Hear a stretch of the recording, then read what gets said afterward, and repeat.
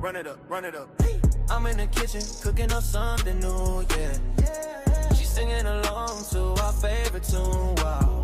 Enjoying the breeze from Toronto, they admire my watch at the show. You seem like you had something to share. What's up? I thought so, okay. I'm back in this game, now you're waiting on the bench.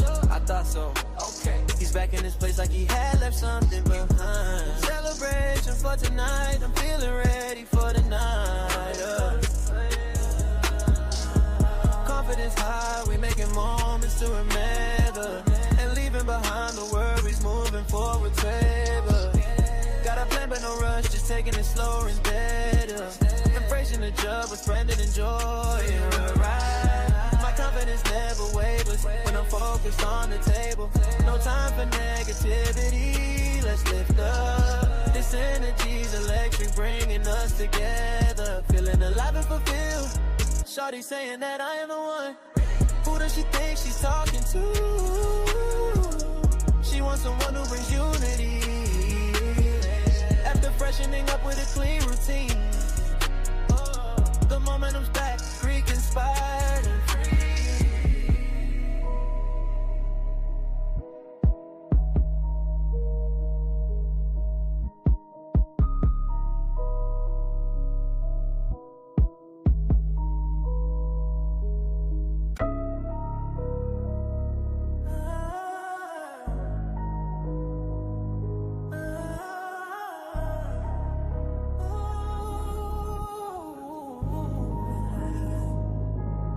Run it up, run it up. You're rocking with the best.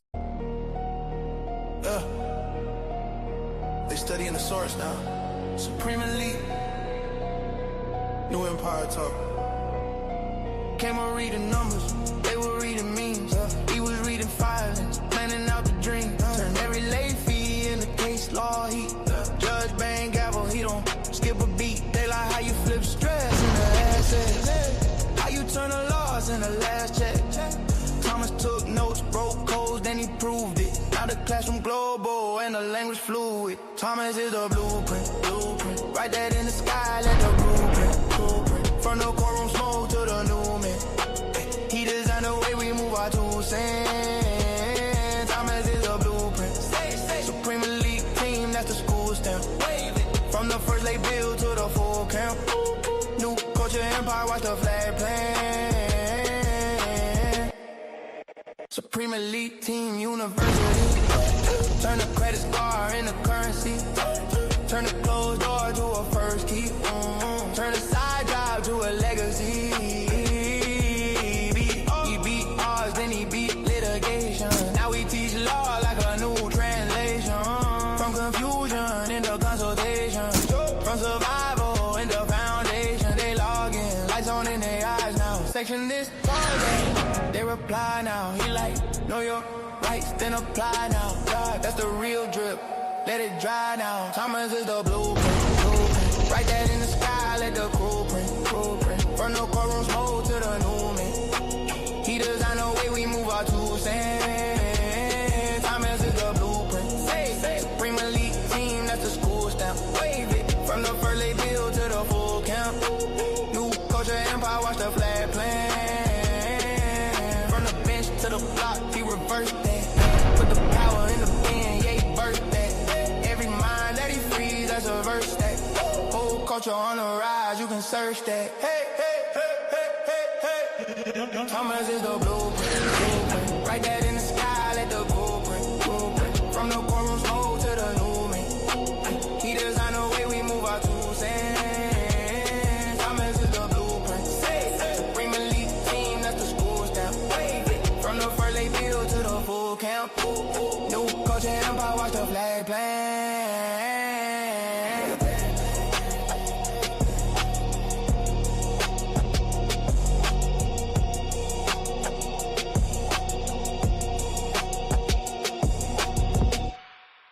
Run it up, running band. They scared of my team, they know who I am.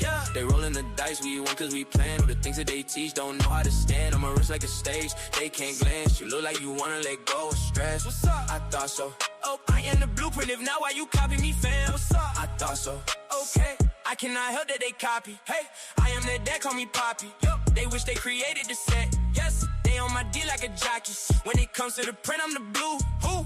Every complaint, draft is smooth. Supreme Elite team be the ones. Yo, I created my own school. Facts. I came from the trenches. I came from riding them benches to proving my case with exhibits. My craft is. You're rocking with the best. You're rocking with the best. You're rocking with the best. News.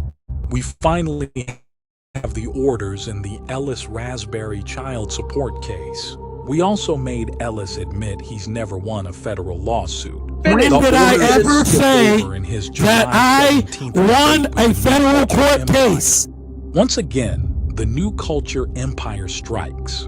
If I were you, I'd stay out of his way. Now welcome to the Raspberry Files, Part 2. Run it up, running band. It's get on my team, they know who I am. They rolling the dice. You're rocking with the Don't know how to best. stand. I'm a roots like a stage. They can't glance. You look like you wanna let go of stress. Gotcha, bitch. I thought so. Oh, I am the blueprint. If not, why you copy me? I thought so. Okay. I cannot help that they copy. Hey, I am their dad, call me Poppy. They wish they created the set. Yes, they on my D like a jockey. When it comes to the print, I'm the blue. Who? Every complaint, draft is smooth. Supreme Elite team. You're rocking with the DJ that keeps the hits coming. I came from riding them benches to proving my case with exhibits. My craft is exquisite. I find where they hiding them digits. The cancer that's not in remission. Hey, please pay attention. You can't recreate the five lenses. You can't duplicate what is written.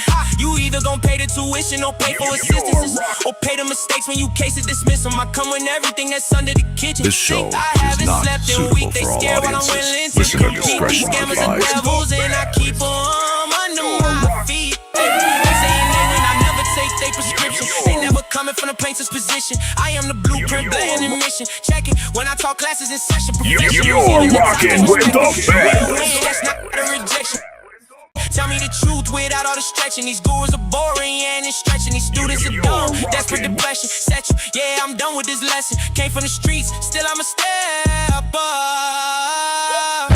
Run it up, running back. They scared of my team, they know who I am. They rolling the dice, we win cause we plan. On the things that they teach, don't know how to stand. I'm a wrist like a stage, they can't glance. You look like you wanna let go of stress. I thought so. Oh, I am the blueprint, if not, why you copy me, fam? What's up? I thought so. Gotcha, bitch. New culture, he running this shit. Like he came with a gun in this bitch. And he double up ones back to back. Like he ain't even done with this shit. Come to court like a dog off the leash. Dismantle the evidence, break down their claims, and he start from the top of the sheet right here. You're rocking with the best. Easily with his team, they supreme. He brings reality out of drink. Okay, they can't help but watch me.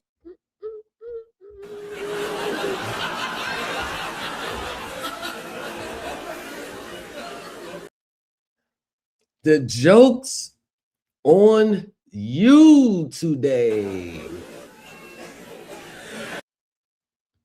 Before we get started, of course, 100%, when you're in the building with me, You're rocking with the best.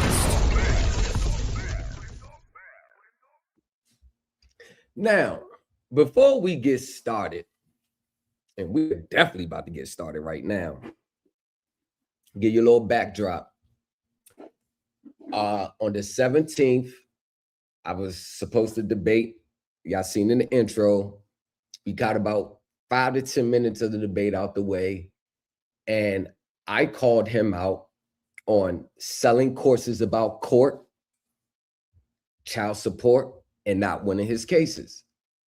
Before I put it on blast, he maintained that he won. Now, when I came on this panel to address it, he came back and said, oh, no, I only said that I won based on what I filed. And of course, he's admitted that he's never won a federal case. So what we're about to get into is the orders when he was going over his docket sheet at Peach Court, which I retrieved today, why he didn't want to click on and view the orders, because my assertion is that the reason why he went to the federal courts and he's lost is because he originally lost in the state court. Now, everything that he's advocating for in the state court, in the state actions, is what he has for sale in his courses, his classes. So what we're going to do today, is we're going to see, why didn't Ellis Raspberry want to show the orders? Why didn't he want to get into the orders? Now, give it a little backdrop. Give you just a little backdrop. This is the case. This order right here, this was regarding the case of which he's in a ongoing child support case, which he has a contempt hearing coming up in August. And you know me, I'm going to be live and direct for that contempt hearing. Now, this case here, he went viral on TikTok. Yeah, went viral on TikTok because of his interactions with the judge. So let me pull this up and let's see if let me pull it up and let's see if I can just give y'all a little backdrop so you can actually see, what was going on in the court. I'm not going to play the whole video. But this was his claim to fame in court on TikTok. And this was one of the reasons why he said that he won. Was not pulling up, so whatever. We can. So, Ellis Raspberry, aka Equal Footing, was in court on TikTok. And you go to his TikTok page, he has the videos. He has the videos up, right? He has the videos up. And you can see those videos. You can see those TikTok videos. And his claim to fame was that he won his case, or he was winning his case.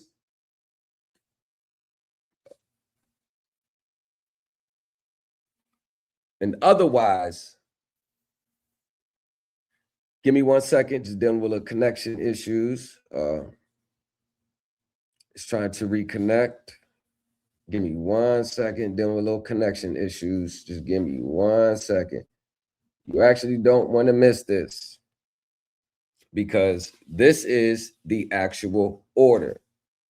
Just waiting for TikTok to reconnect. Okay, TikTok is reconnected. TikTok is reconnected.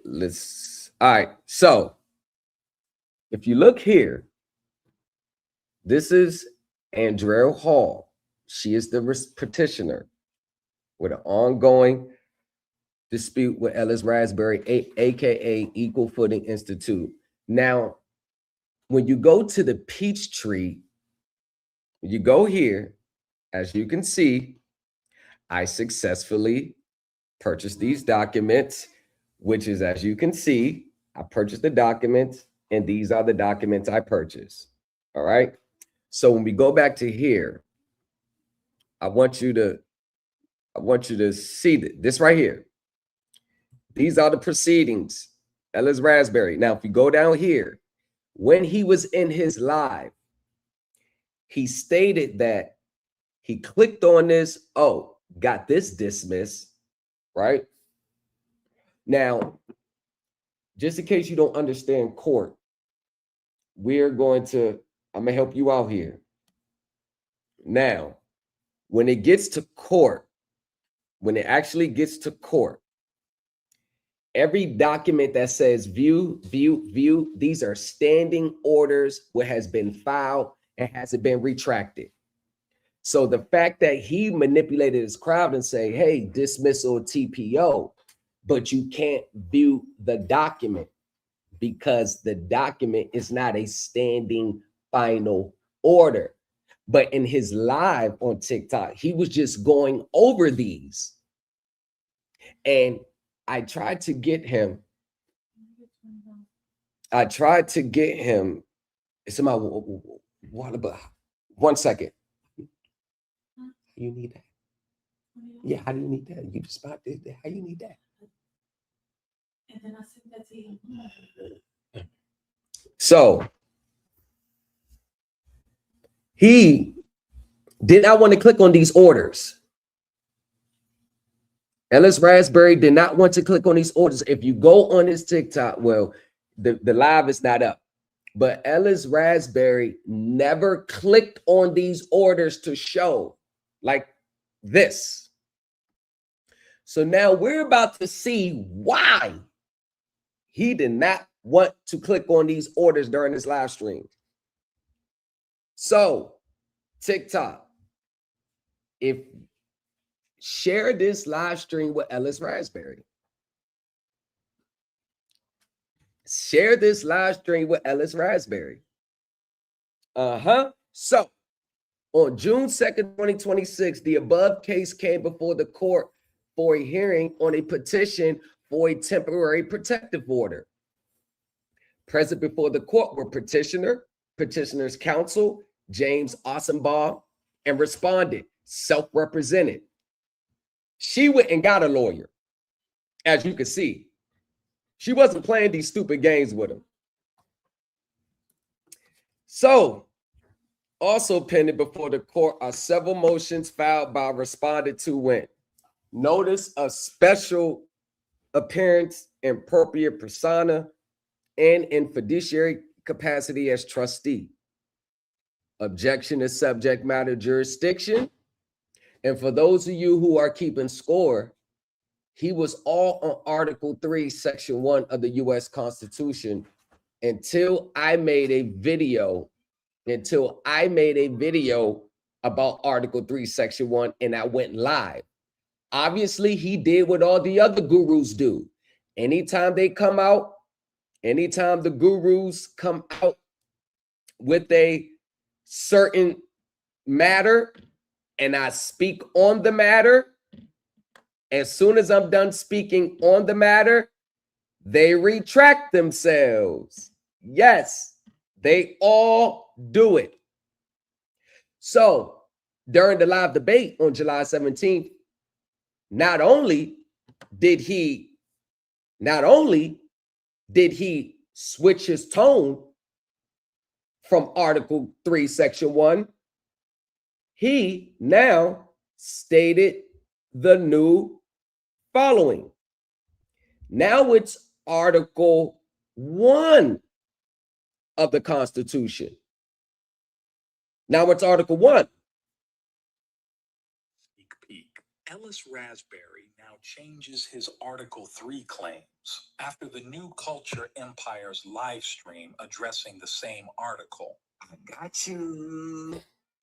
See you. So, ladies and gentlemen, behind the scenes look of your boy, Equal Footing. Now, wasn't he talking about Article 3, Section 1? When we establish jurisdiction first, and then we can move forward. Are you refusing to establish subject matter jurisdiction as in relation to Article 3, Section 1 of the Constitution, Judge Murphy? As in relation to Article 3, Section 1 of the Constitution, Judge Murphy? As in relation to Article 3, Section 1 of the Constitution, Judge Murphy. I do remember you saying that. Let's see what you're saying now. Any child support, I haven't paid child support. You get what I'm saying? And let's go ahead and go over the why it's an Article 3 court, ladies and gentlemen. Article 1 court and how it, really works. What? And let's go ahead and go over the why it's an Article 3 court, ladies and gentlemen. Article 1 court and how it, really works.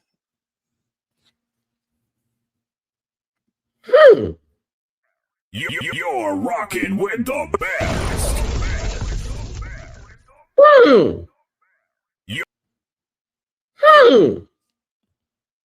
It was Article 3 in front of Judge Murphy, the same court that is the subject of this hearing here.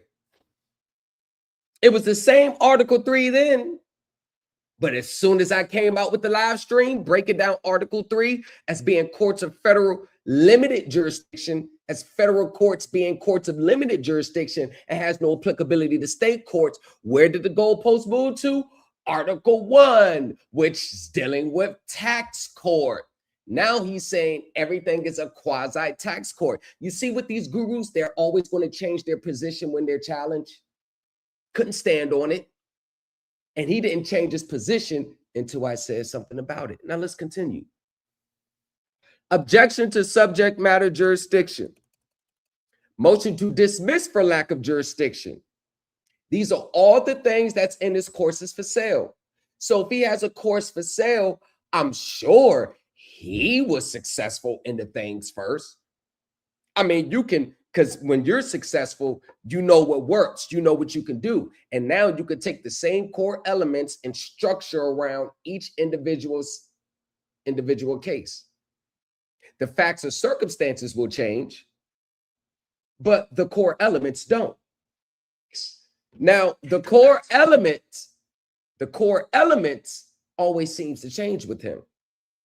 In a motion to recuse Judge Brendan F. Murphy, demand for delegation of authority and oath of office in notice of perjury in bad faith by petitioner filed on May 7, 2026. An emergency motion for pre-hearing chambers conference on June 2nd, 2026, which is more evidence that he did not win the TPO, as he stated, because final orders are available for review. So since the TPO, because I actually believe that the underlying aggravated assault case was no pros, in which the TPO derived from, if it's no pros, then the TPO goes away. But I was wrong. The TPO did not go away. It's still active.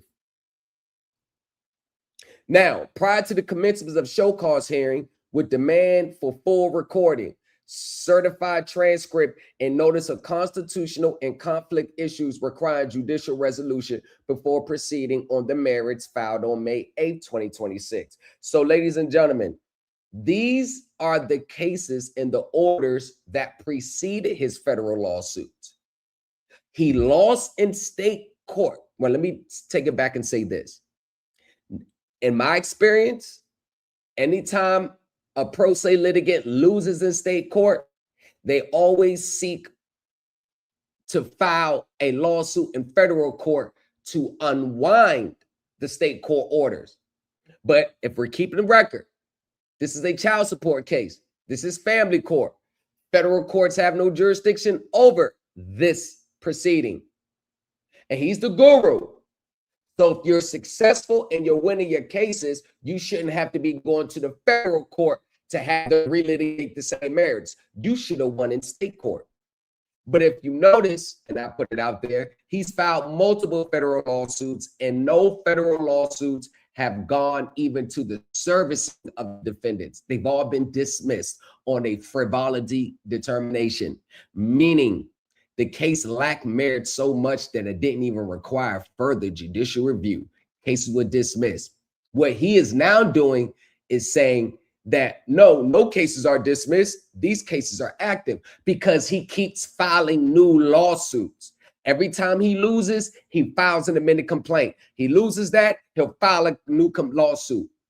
So it looks like the cases are still ongoing. But what he won't show you is the reason why he's filing amended complaints is because his original complaints were dismissed. And I said this last night. Professionals get it right the first time. We don't have to file amended complaints. We get it right the first time. That's the difference between professionals and rookies in this space. And having reviewed the pleadings, the arguments and evidence presented, and the relevant law, not your 1920s case, not your 1930s constitutional claims. The court hereby makes the following findings, order, and judgment. Now, don't get mad at me, everybody that follows him, everybody that likes what he's saying, everybody that believes the Constitution, federal courts. Don't get mad at me because you believe it. Don't get mad at me because you believe it's true. And if your beliefs, if you believe something is true and your belief keeps getting rejected in court, it doesn't necessarily mean it's a conspiracy against you. If you're losing in court all the time, it's because of you. It's because of you. Stop blaming the system. Stop blaming the judges. Stop blaming them. The ball could go either way, but y'all are losing dead on arrival. The courts was fair to me. I was able to go to court and win. Hell, 2 times this year. So what's the difference between me and you? I'm being facetious. There's a big difference, but you get the point. In the May 7th motions, respondent challenges the existence of subject matter jurisdiction in this matter. At the outset of the hearing, respondent referred to himself as the Ellis M, the trustee for Ellis Raspberry. During oral arguments on the recusal, respondent repeatedly asked the court to provide proof of its oath of office and delegation of authority, allowing it to issue orders, a common argument raised by sovereign citizens.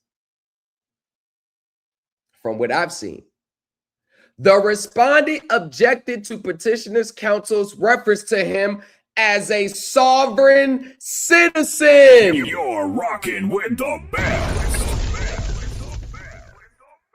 What? That the attorney too? The attorney is seeing the same thing I see? The court finds the motions filed in arguments are akin to those used in the so-called sovereign citizen defense. Once again, if you don't want to hear from me, I will let the judge tell you. You're rocking with the best. I will let the judge tell you.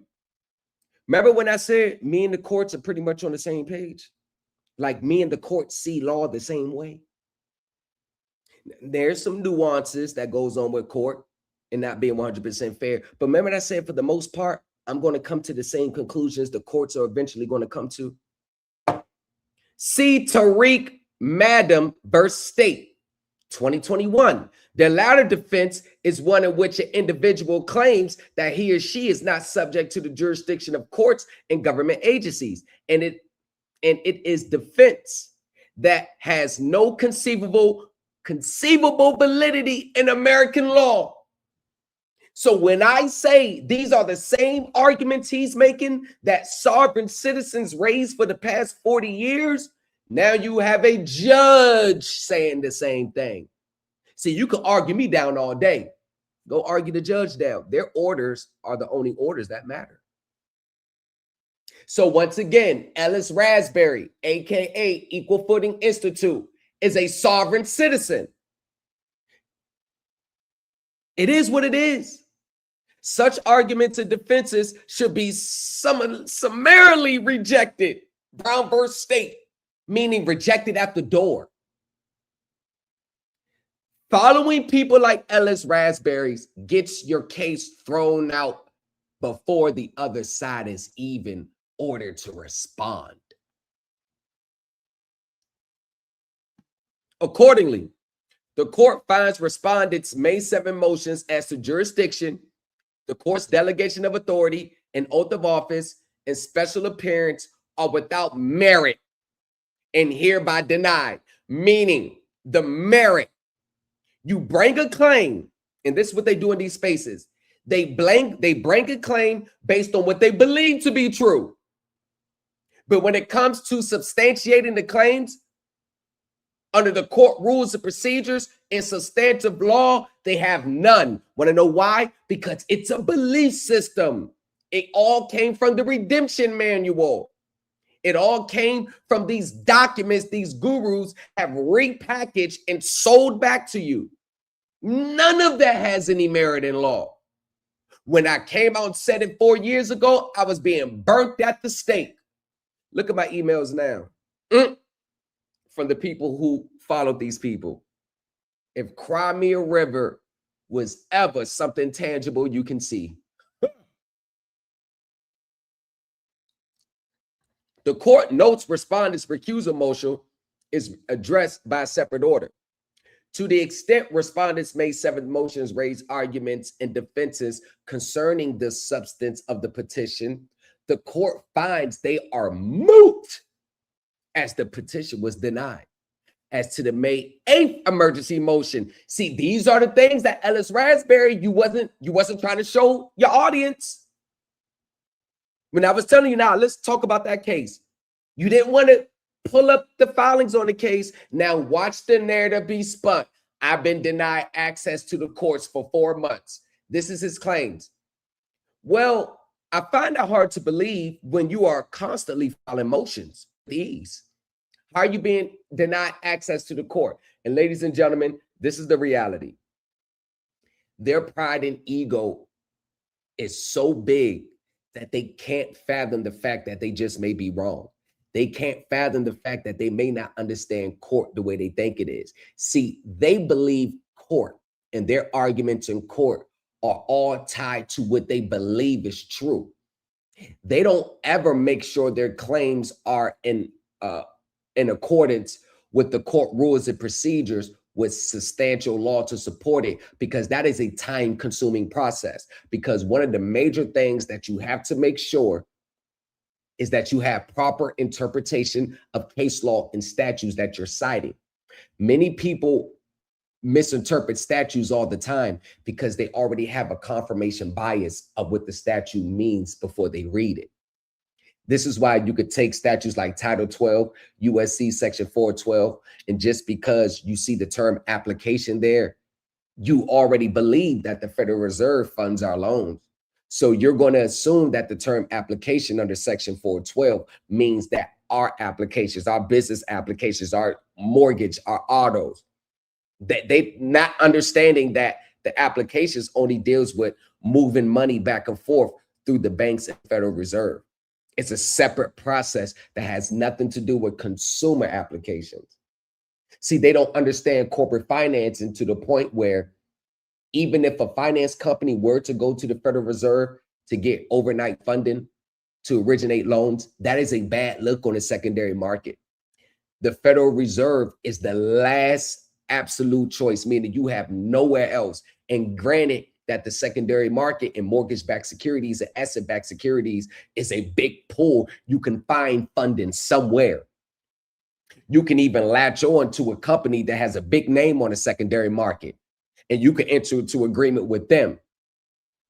You can ride their coattail with the warehouse credit facilities.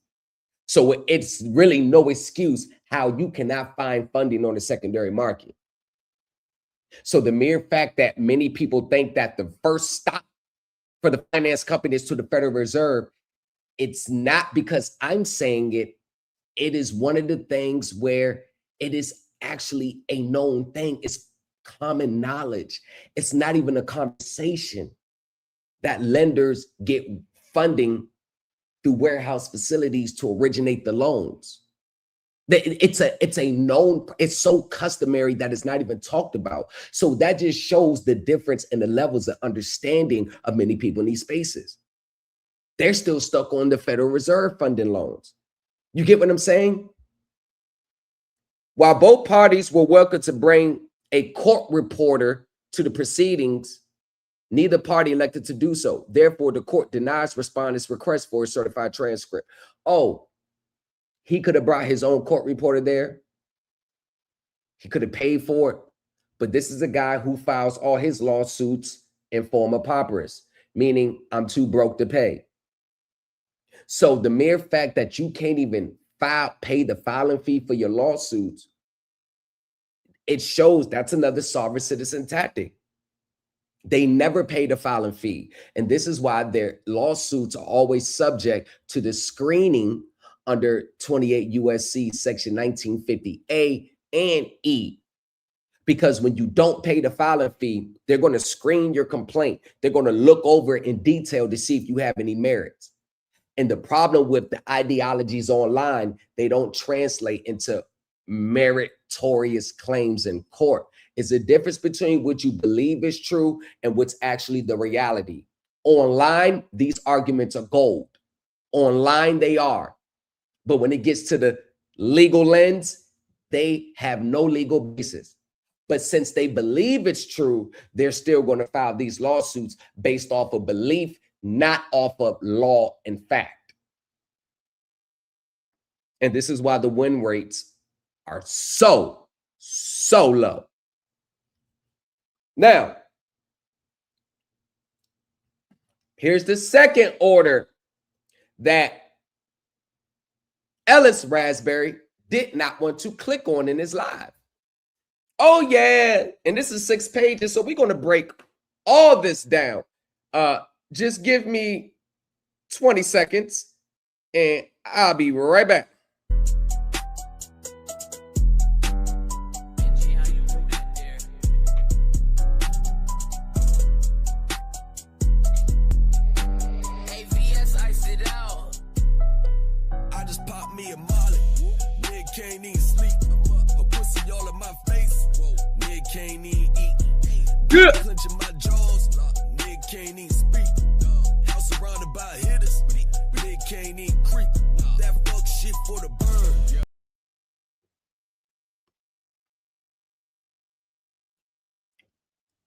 Now, let me ask yourselves a question. If the courts are so wrong, every time I go live on TikTok, TikTok sends me a message restricting my live. I don't know why. Every time I go live off the when I go live off the off my desktop, they restrict my live. My live, it gets restricted every time. I didn't do anything wrong. I don't know why, but it gets restricted. Now, I'm going to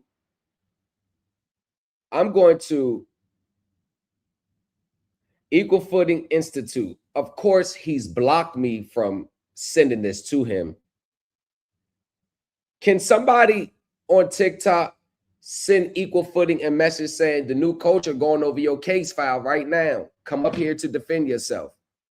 Because we could do the debate right here and now. Because I got all your federal stuff that got denied. But this is where your federal claims derive from because your law's here first.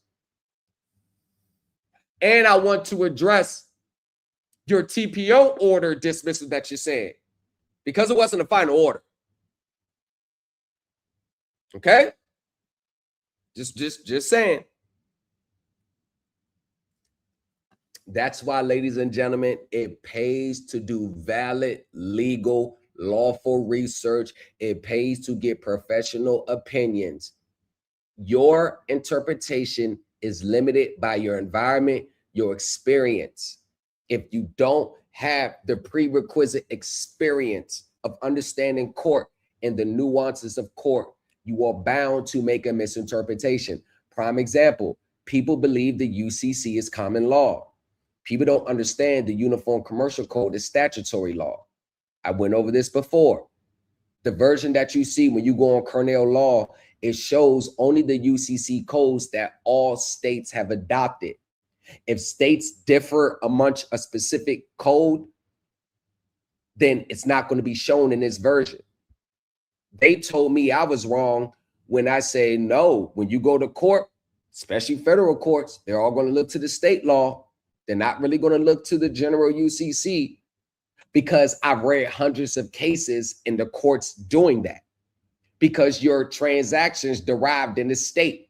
Your transactions didn't derive in the feds. This is why there's not a federal mortgage court. You notice how all mortgage foreclosures are initiated in the state? You want to know why they're not going to federal? Because when they file a mortgage lawsuit against you, they're not pleading federal laws on the face of the complaint. They're pleading laws governing secure transactions under the state Uniform Commercial Code laws. They're not pleading federal laws. You see, but once again, these are the things that are common knowledge. Basically, the world I'm in, That's the bare minimum that you have to know. A lot of things that will be so new and groundbreaking in this space is nothing more than, motherfucker, that's everybody know that up here. You get what I'm saying? The separation. You can't even measure the separation. Imagine these gurus taking on a commercial transaction or an insurance transaction. Order on respondent's motion to recuse Judge Brendan F. Murphy. Now, what I want to do is, see if we can get it together. Let's see if we can get it together. All right, so this is Picasso.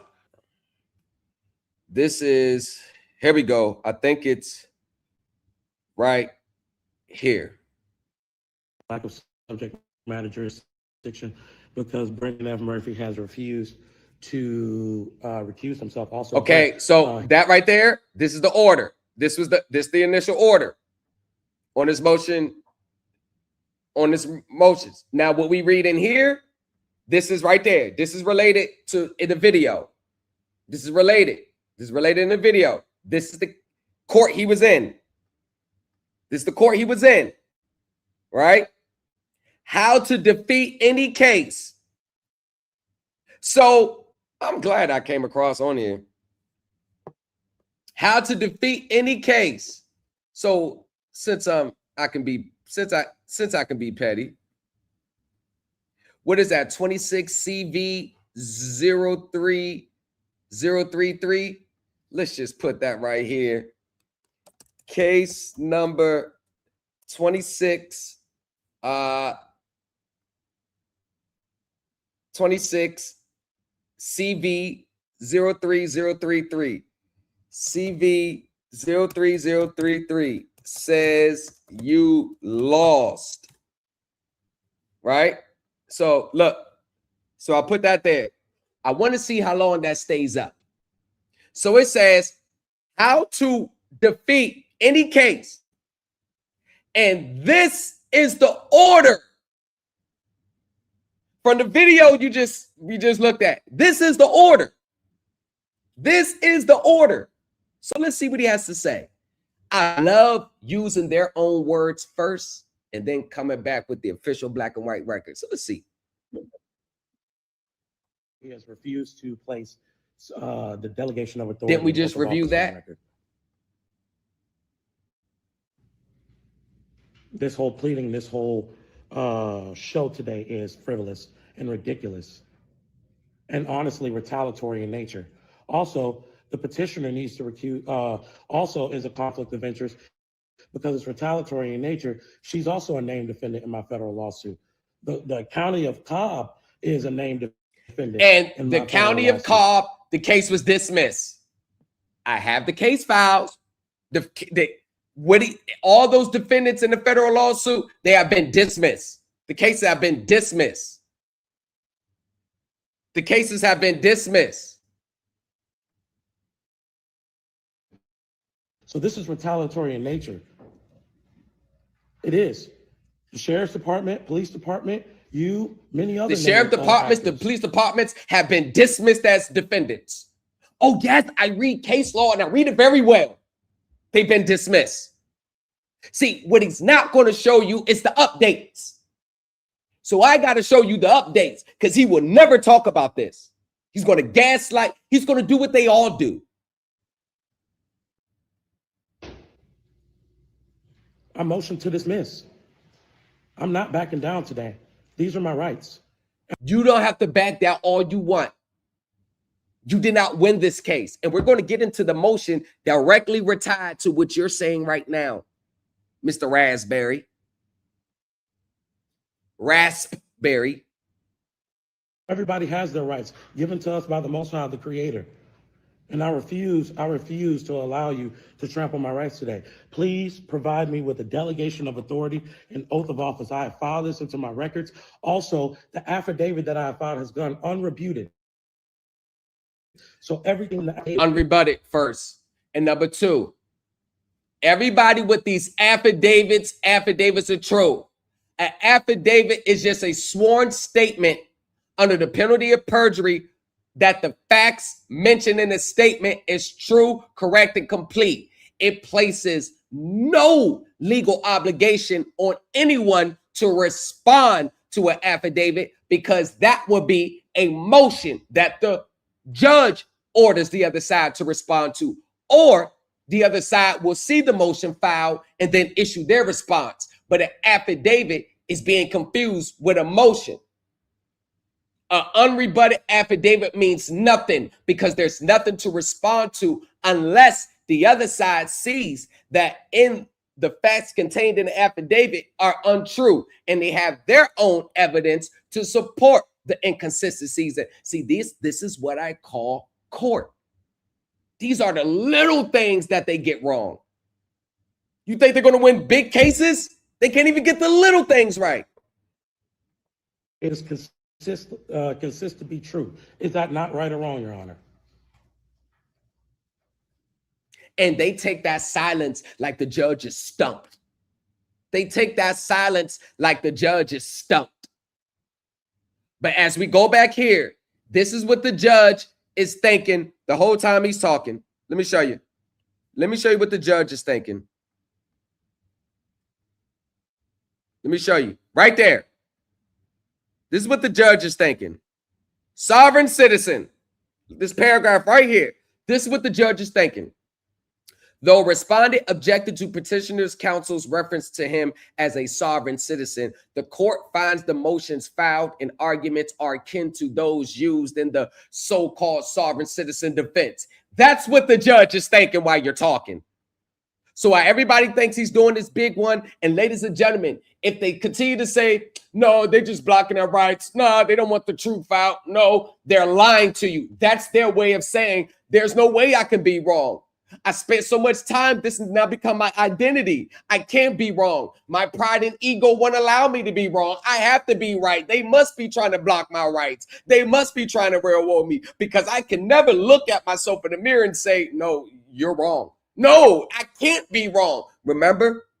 And you know you're dealing with a sovereign citizen when the sovereign citizen always wants to tell the next person that they think they're right. That's when you know you're dealing with a sovereign citizen, when they always want to tell the next person that they think they're right. I motion to dismiss for once again, just so the record's clear, so we're on the court record. Motion to dismiss for lack of subject matter jurisdiction. Motion to dismiss is for failure to state a claim. Motion to dismiss for a lack of injured party. Motion to dismiss for lack of standing. Motion to dismiss for fraud and bad faith. And everything that all those motions were just denied right here. They were just denied right here. They were just denied here. All these motions. So when you say that you're not getting access to the courts, well, let's look here. You filed a motion on May 7th. You filed another motion on... You filed multiple motions on May 7th. Then you filed an emergency motion on May 8th. You see that black and bold? Denied, moot, denies, moot, denies, moot, denies, moot. 100K, what's up? Freedom, what's up?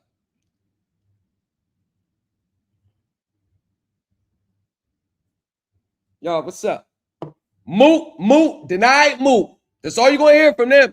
Come on. Let me let you get it all out. And look at that part 3, final part. How to defeat any case. Am I reading something wrong? Hold on. Am I reading something wrong? This how you defeat any case? This how you defeat any case? By getting spanked? He's been getting his ass wore out since February this year. It's been 5 months since he's been filing lawsuits, and the other side still hasn't even been ordered to respond. That's how bad it's gotten. File sanctions on the petitioner for moving in bad faith, Your Honor. Your Honor, Mr. Murphy. I'm trying to be as respectful as possible, sir. You haven't responded to me at all. Don't worry. He's responding to your emotions. You know what this is? And you know what? Let me just go sidebar right quick. The audacity for these people to still put how to defend any case. The audacity. Knowing that you are losing and still want to show people how to lose. Remember, winners follow winners. Losers follow losers. When that ex-SEC attorney, 27-year decorated career at the SEC as number 2 and 3 on the totem pole, 97-0 against finance companies. I got his record. They all paid the fines when he brought the lawsuit against these finance companies. 27 years. Comes from the Morgan & Morgan family, one of the biggest personal injury firms in the world. And when he was giving me pointers, when he was speaking, when he was reviewing my lawsuits, do you think that if he was like, you need to make a change here and here and there, do you think I'd have been like, oh, no, I'm right. This person got 27 years at the SEC. When the SEC comes, everybody settles. Nobody beats the SEC. When they come, somebody's going to jail if you don't settle. What are you talking about? Because I and everybody in my group and everybody that I know, we seek professional opinions. That's one of the things that I've hammered in the head of my students. This is why it's not uncommon for them to say, yo, I was talking to this accountant today. Now they're reaching out to professionals for professional opinions. That's the mindset instilled, because we know that we can do all the research we want. We can do all the studying we want. But at the end of the day, if you're not living in that life every day, if you're not conducting those transactions every day, if you're not litigating with those transactions every day, and I'm talking about multiple facets. I'm talking about securities laws. I'm talking about accounting. I'm talking about commercial. I'm talking about corporate. I'm talking bankruptcy. You get what I'm saying? The whale don't stop with just consumer laws. We handle commercial law. We handle insurance claims, personal injury, securities law, class action lawsuits. My freaking lawsuit ran like a class action lawsuit. It didn't read like a consumer complaint. It ran like a class action and got the stamp of approval from the ex-SEC attorney. Say, nah, they're going to settle. Out of his own mouth, they're going to settle. There's no way this is going to trial. He said that in August, right after I filed it. They're going to settle. God damn, if he wasn't right, everything he said that was going to take place in my case took place. I say that to say, even a wise man knows his limits. A wise man knows his limitations. And if he doesn't have the direct knowledge, he surrounds himself around people who does. Remember, the owner of a Fortune 500 company is never the smartest one in the room. Many of these self-made millionaires were C students, but they surround themselves amongst the A students. That's what I did. I surrounded myself with the professionals. You want to know why? Because it's the insight. It's the wisdom. They live this life. They see things from that side that we won't see down here on this side. They see things that we don't see. I can know about a business all day, but unless I'm there for the daily operations, the day-to-day operations, I won't have the 100% full picture. I can infer, I can believe in the facts and evidence, can believe that I'm true. But what better is not only to have your facts and evidence, but you got a little insight on what goes on the inside. That's what made Credit Center shut up. I had information that wasn't privy to the public. And I still showed professional courtesy because I didn't file it with the lawsuit. I sent it to them in the email, but I left it out the lawsuit because that's just, it's when you're, See, we think lawyers, when lawyers deal with other lawyers, it's a level of professional courtesy and lines that you don't cross. Even though we on the other side, it's still that courtesy. And the lawyer for credit acceptance saw that I was dealing with him on a professional level, that was related. Like, as you could see, like, oh, if he was an attorney, he would have dealt with us in a professional level. Nah, forget that. Let's go here. Let's go here. What's his name? Let's go here. Hold on. Let's go to the lawyer.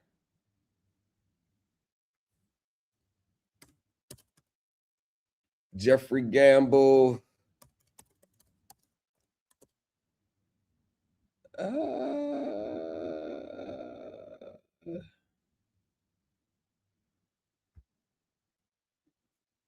Okay, so this is the,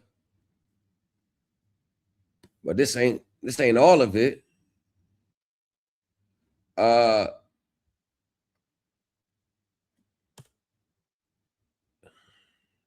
This can't be it.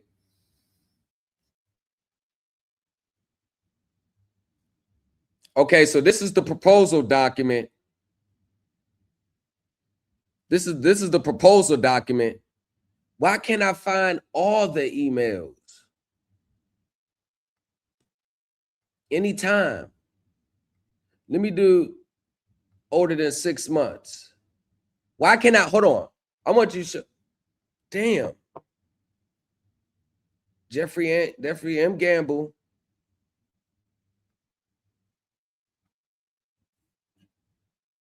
Hold on.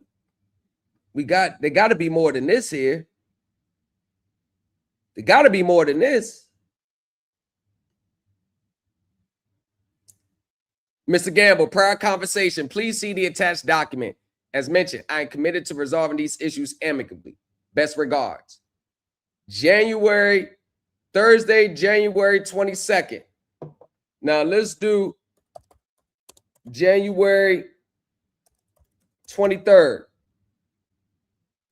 2026.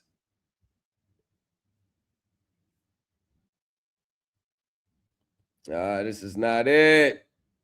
Why isn't all, let me do this. Jeffrey, where's all my Jeffrey Gamble? Yeah.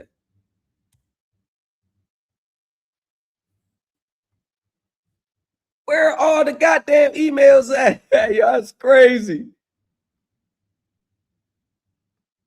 Wow. Okay, so hold on. Wow. Wow. Wow.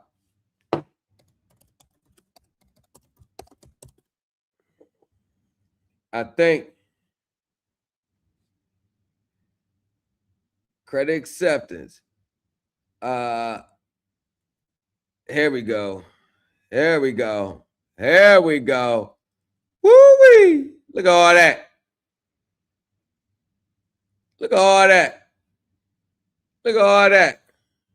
Boy, look at all this gas. Please be advised that the fee was paid to you. You'll be served within 72 hours of the complaint and all exhibits. Kirk, just be clear. I intend on arguing this case to term. Attaches the lawsuit. You will be officially served a copy of the discovery that I will be filing at the right time. I sent them the discovery before I filed the lawsuit. Yo, when it gets, hey, credit acceptance. Basically, I was saying, yo, stop playing. You don't want to do this. You're a multi-billion-dollar corporation. At bare minimum, you always do the arbitration. I'm telling you. If you try to fight this, you're going to open yourself up to other lawsuits. This is going to set precedents. This may shut whole operations that everybody's going to come out the woodworks for you. You don't want this judgment on the record. Settle with me. Settle with me. Just settle. I got you. Just do it. I'm pleading.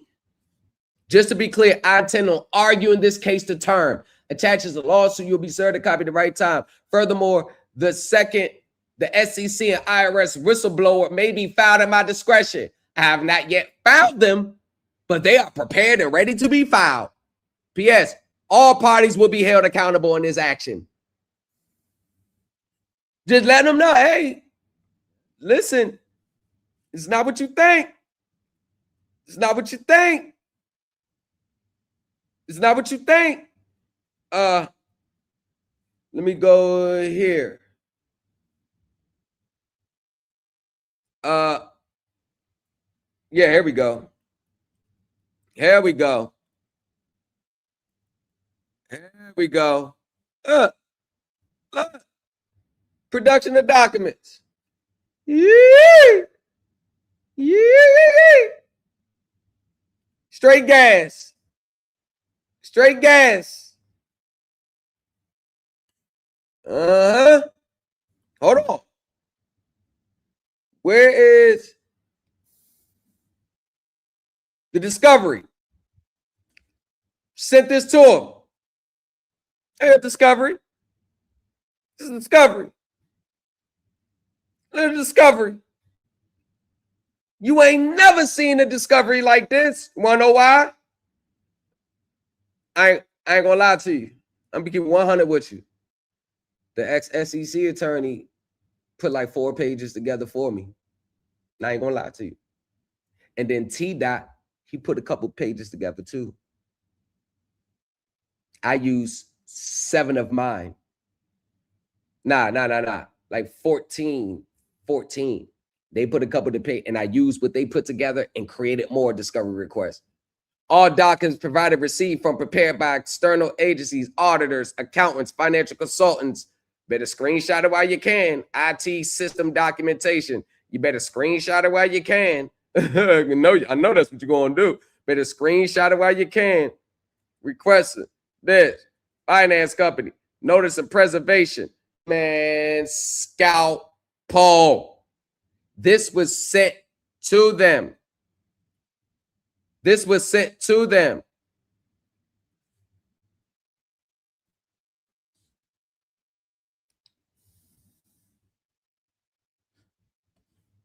That ain't it. Oh, we're going to get back to it. That ain't it. What is it? I think it's right here. Oh, my gosh. The exhibit summary? Yo, you talking about corporate finance? This is what I mean about corporate finance. Sorry.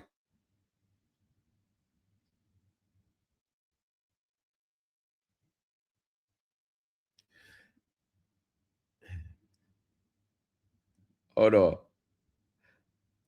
Plaintiff's finance charge over $18,000 embedded in its contract consists of defendants' calculations for their finance charge, would consist of interest income earned on loans, administrative fees earned from auxiliary products, program fees charged to dealers under the portfolio program, consumer loan assignments charged to dealers, direct origination costs.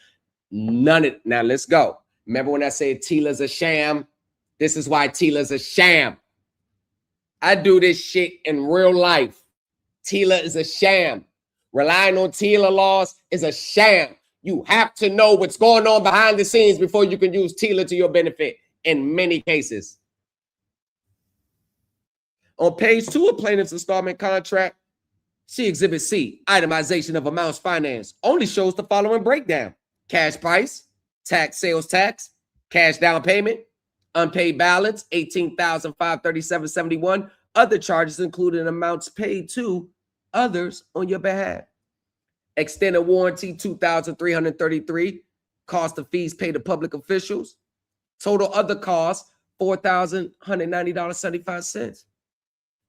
Adding lines 4 and 5, less line 6, brought the finance charge, unpaid balance to $22,728.46. When subtracting the $22,728.46 from the $4,190.75, we get the finance charge of $18,537.71. Plaintiff contends that the full $18,357.71 was not accounted for on his installment and believes that the finance charge included hidden costs and fees to cover the dealer's costs and defendant's own fees that were not disclosed to plaintiff. Stop playing with me. You're rocking with the best. Do this shit in real life. The fucking numbers don't add up. I told you. Don't argue the numbers that's on the contract. You got to reconstruct the numbers and then argue the numbers on the contract. I reconstruct contract numbers. None of what's on the contract is real. They don't believe me. You arguing ain't none of that shit real. So what you arguing? Remember, they use contract law to stick you with the debt. Them numbers ain't real. Numbers don't add up. Numbers don't add up. They're not going to add up. They're not real.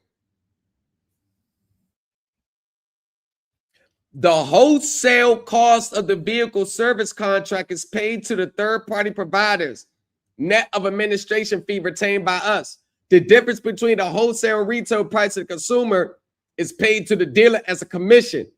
This aligns with the CFPB's lawsuit now dropped, which claimed that the dealers, such as Woodbridge Auto Sales, are incentivized to pressure consumers to add auxiliary contract products to the purchase price. Come on, man. I'm breaking down their gap and stuff. And look what I did here. The defendant's own company, who provided insurance through the service contract sold to consumers by dealers on the vehicles in the defendant finances, such as the plaintiff's vehicles, they own the company that does the service contract. They didn't know. Oh, yeah. Look at that. Valuations, maturity. Look, breaking all and relying with uncertain inputs, surplus proceeds. What it means to call the securities. Man, stop playing. This is the exhibits. This is the exhibits list. It's the exhibits list. Yo, this was a whole nother lawsuit itself. This was the exhibits list. Plaintiff installment contract. Bam. Service and tracked by Credit Acceptance Corporation. Bam. Placed to securitization trust. Bam. Trust notes issued to investors. Bam. Trust receives cash flows. Bam. Notes retires or adjusts based on actual contract cash flows. Bam. Residual surplus values emerges in trust. Plaintiff claims the right to surplus as economic contributor. Plaintiff asserts ability to call securities through prepayment or early performance. Defendant's legal isolation fails. Recharacterization as the financing arrangement. Stop playing with me. Do this shit in real life. There ain't a finance company in the world that. Ooh. Look. Loan receivable. See, this is when you got to know balance sheet. This balance sheet accounting here. You got to know how to read a balance sheet. This is a balance sheet argument in a consumer lawsuit. A balance sheet. Dealer loans, $8.35 billion. You actually think that these people playing? Look at this money in state. Look at the money I got to track. Purchase loans, $2.85 billion gross. Total, $11.2 billion. I'm taking their balance sheets and saying, I see what you're doing. Now I see what all y'all do. Thank you, Charlie. Defendant still reports plaintiff's category loans on its balance sheets, confirming it has retained control. It shall be noted that defendant classified within its loan receivables the dealer advance, which labels plaintiff's funding finance for the vehicle as a loan to the dealer, not a direct loan to plaintiff. Now we're getting into loan activity trust flow. What? Credit laws provisions. What? Contractual versus expected net cash flows. What?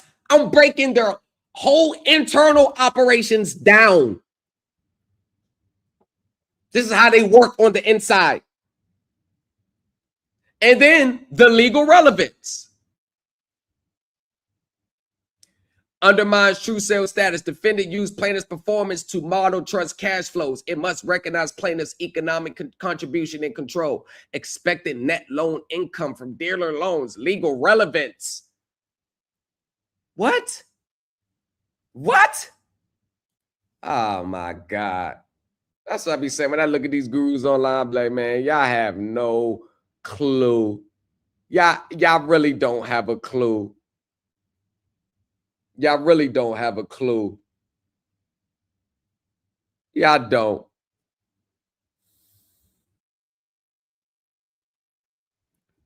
Now let's get to the, we about to get back to it.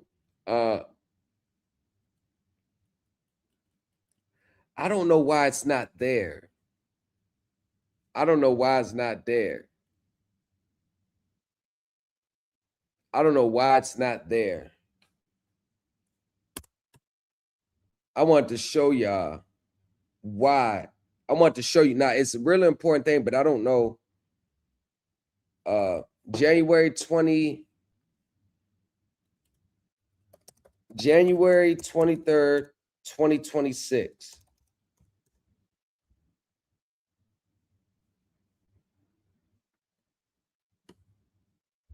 Well, I don't know what the fuck is going on. But this was the conversation that we had. This is the conversation that we had. And they asked, what would the settlement look like? The lawyer asked. He asked, what would the settlement look like? That's what the lawyer asked. What would the settlement look like? And before I got to the settlement, I'm breaking down why. I'm breaking down why I would be entitled to win. I'm breaking down why I would win.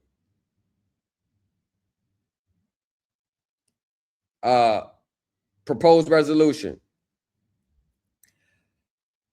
Release of contractual obligations. Credit exception shall release and discharge all claims and obligations arising from the retail installment contract at issue with no adverse credit reporting or collection. Yeah. Yeah. This is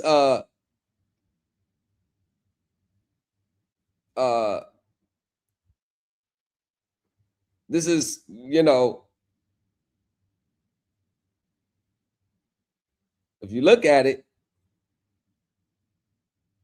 this, look, mutual dismissal and non-admission.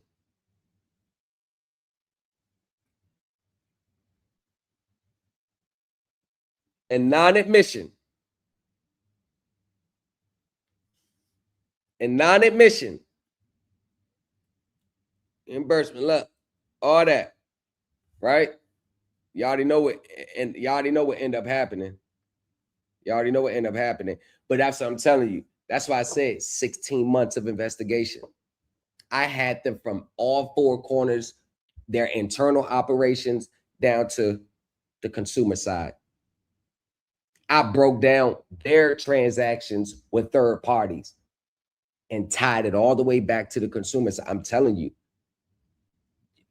I'm just telling you what I did. I broke through 4 of the important, it's really 15 transactions going on at the same time. 4, which is important to us. I broke down all the 3 prior transactions that they conducted that had nothing to do with me. And then I reconstructed our transaction by tying the other 3 transactions in, like, nah, Your Honor, this is how the transaction really went. The contract says this, nah, the transaction really went this way. So now that I look at how the transaction really went, oh, none of this isn't consumer laws. None of this is TILA. You didn't have all these finance charges listed on the TILA disclosure. Nah, you didn't have, oh, nah, this ain't an auto retail installment contract anymore. Oh, nah, it went here. Oh, nah, I can call the securities. I could do this. Hey, if I was in bankruptcy, you'd be owing me a lot more than if we was in bankruptcy. Hold on. If this was a tax court, the IRS would be spanking out about 290 million. What I calculated to 192 million to 250 million from my calculations. Well, which other venue you want to go in? Yeah.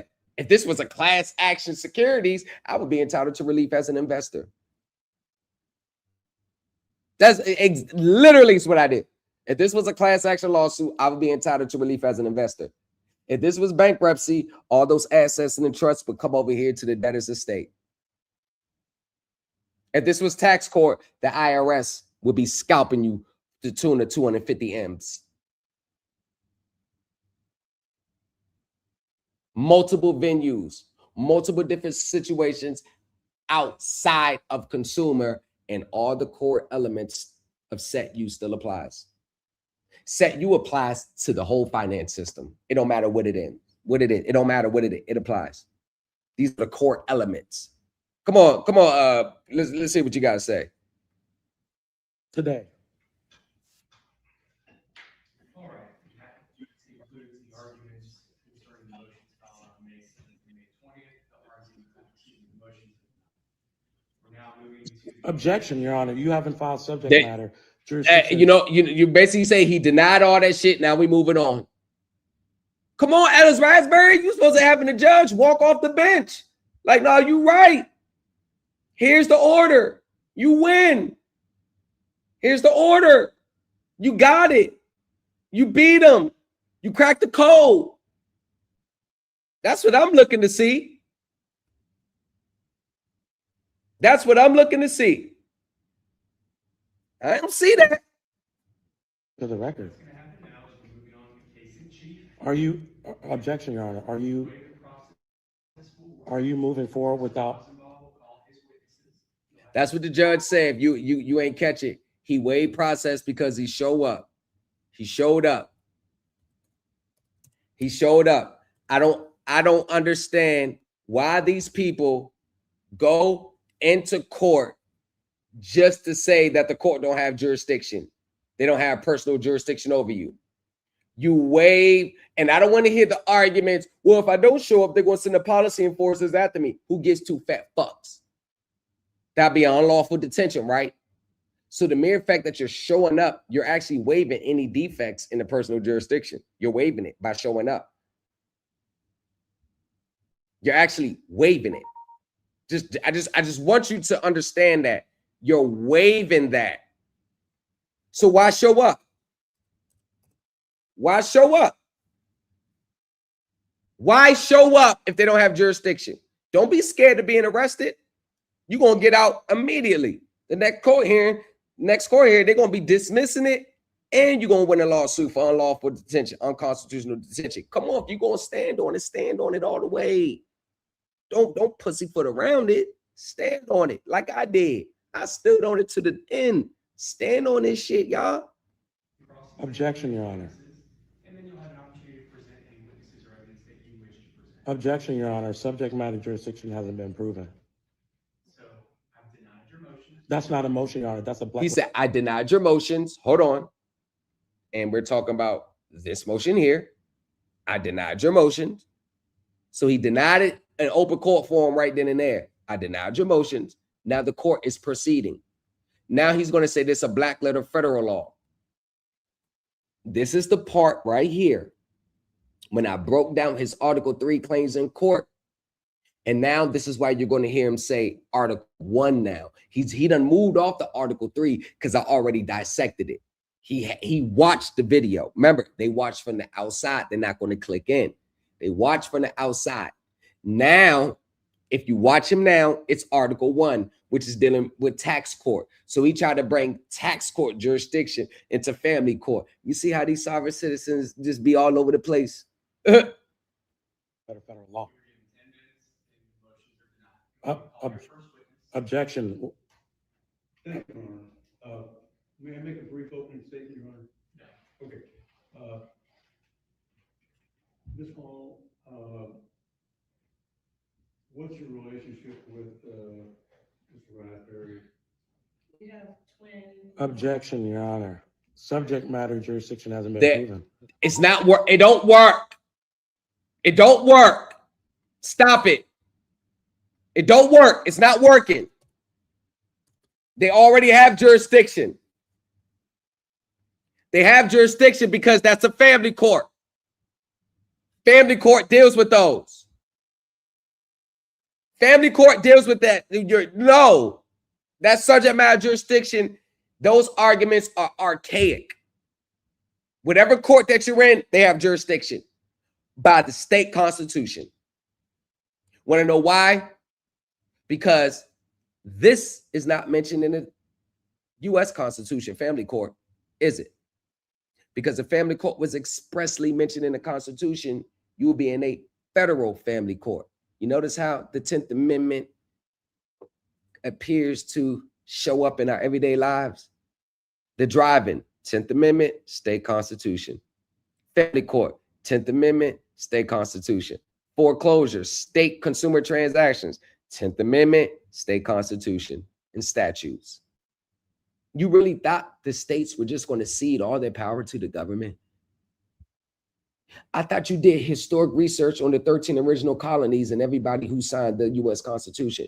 You thought there would be a clause in there, but they would just cede 100% full power to the federal government. Don't you not know that states buck federal governments all the time? They buck the feds all the time. You know what the feds got to do? They got to threaten to cut off federal funding if they don't get in line. Virginia is one of the main states that bucks the federal government. Man, what? Federal government who?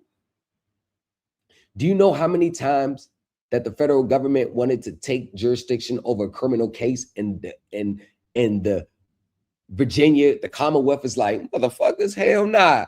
Get them when we're done. And the feds just back off. All right, whatever. Yeah, I got it. Classic example, John Allen Muhammad, the DC snipers. He was wanted in multiple states and the federal government wanted him bad because they killed Linda Franklin, an FBI analyst in 2002. This happened out my way. You see where he got executed at? Greenville, a Virginia State Penitentiary. It was a bidding war on who was trying them. Virginia said, F all y'all. He is not leaving. See how the federal government backed up off it. Come on, man. You got to look around you. Sometimes it's not a bad thing to look around your everyday life. Ask yourself, what about this belief and ideology? What about it do I see in everyday life? How can I benefit from this in everyday life? So I've already. I'm moving under duress. That's not something you can deny. To be quiet. You have a new objection, make it. I do. Otherwise, you have to be quiet because I've already listened to you and deny that motion. That's not. No, it was a motion. It was a motion. He listened to you and he denied the motion. He listened to you and he denied the motion. Yes, he did. Jurisdiction. Thank you, Ron. So you have twins, and I believe that Mr. Raspberry has legitimated the twins, right? Yes. Okay. And I think that case is actually still open here. Oh, he has twins. That makes sense. That makes sense now. Because I was wondering, damn, $778 for one child. That is actually a little steep for one child. But he has twins with her. So you hear the woman in the background. This is the mother of his child. And he has gone on record. He has gone on record to state that he has not paid any child support. So I'm arguing with a guy who refuses to pay child support,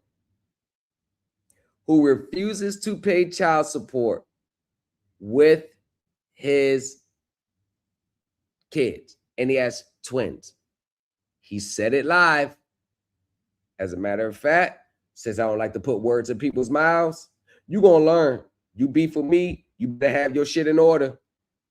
You refusing to establish subject matter jurisdiction. And let's go on ahead and go over. Hold on. I do remember you saying it. Now let's see what you're saying now.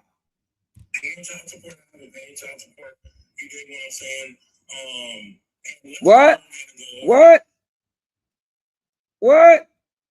Hold on. You ain't do what? I do remember you saying it. Let's see what you're saying now.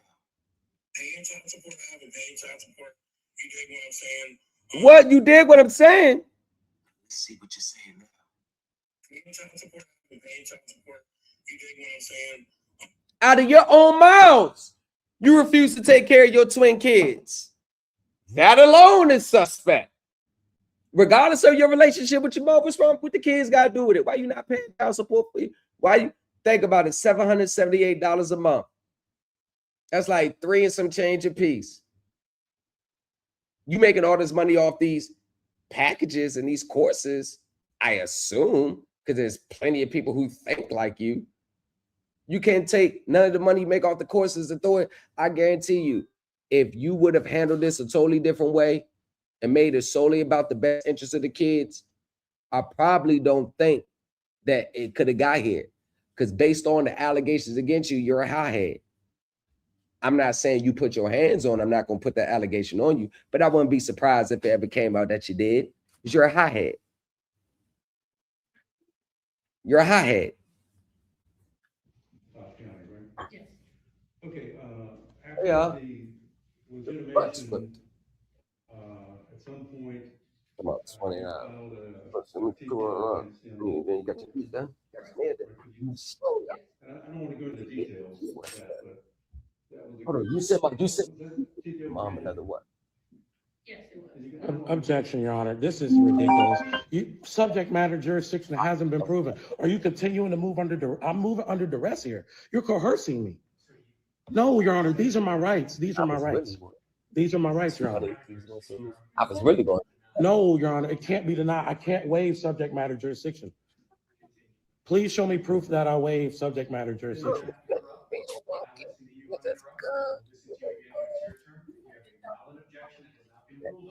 No, Your Honor, you can't rule. You can't waive subject matter jurisdiction. And you've got a TPO. I move under protest. Oh, the same TPO that you said was dismissed. The judge just said you got a TPO. Your Honor, you can't rule. You can't waive subject No, matter no, jurisdiction. because you must ain't watched my video. Oh, you must ain't watched my video. So let me show you all. Let me show you all how to accurately, and I don't mean everybody. I mean, everybody I know is court should knows. I'm not the only one that understands court, y'all, that knows court, just by the record. I'm not the only one. I think I may know a little bit more about the intricacies than most people. And that's because I'm connected to people that actually been on the inside. So that's, I mean, you can kind of expect that. Just like if you knew someone, they got Brock Lesnar. That's like if you knew someone that like really that worked on the inside, you would have a little bit more insight than me. That's based on the internal operations. I mean, but that doesn't mean the next person don't know how to interpret case law. And that's the problem. The interpretation of case law and the interpretation of statutes and the interpretations of a lot. Hey, Antonio Brown, you was wild for muting me earlier. I wasn't doing nothing but trying to help you out. Bro, you was doing that today. Why is it taking so long to load, man? All right, so let me show you about arguing jurisdiction. Let me show you about Antonio Brown. You was wild for muting me earlier. Out of all those people commenting in the contracts, why in the comments, why was you focused on me? That was crazy. If you are challenging jurisdiction, you must file a motion challenging the court's jurisdiction. You must file that with the court. You must serve another copy to the other side. The other side gets to respond. Once the other side responds, the judge will either set a hearing on it or they'll issue their opinion. Subject matter jurisdiction is already established via the state constitution and further authority from the 10th Amendment. That's how you challenge jurisdiction. I know y'all want to read these 18, 15 cases where jurisdiction can be challenged at any time and the case cannot proceed unless it's established. I know people have a literal interpretation, like many people who misinterpret statutes and case law. They always interpret things literal instead of getting the context. Well, yes, jurisdiction can be challenged at any time, but you have to factor in the rules and procedures in going about it. This is why courts is governed by rules that governs the procedure. The rules govern the procedure. It's not the procedures, then the rules. The rules first, procedures second. So if you're challenging jurisdiction, jurisdiction must be challenged under the court rules and procedure, meaning you must file a motion. The other side gets a chance to respond. The judge may hold a hearing or the judge may issue their order. Once the order is done, it's over with. You have the right to appeal, but you're going to lose it because jurisdiction over any actions filed in any courts have already been set by the state constitutions. So it's a losing battle. I'll say, so let me ask you this. Does the state constitutions set the jurisdiction for state courts by way of the 10th Amendment if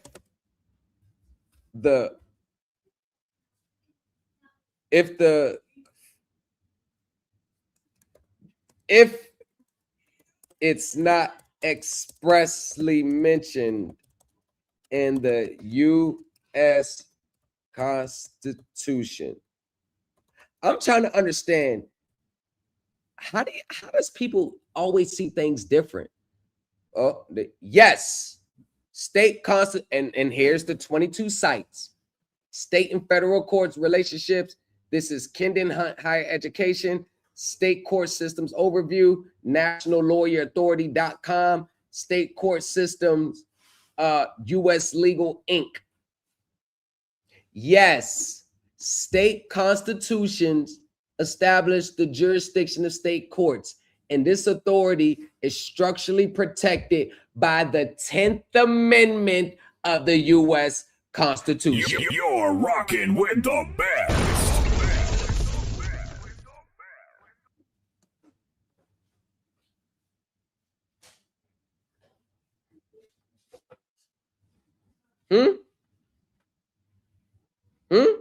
Because the U.S. Constitution does not explicitly manage or limit state judicial structures, states retain the inherent power to define the boundaries of their own court systems.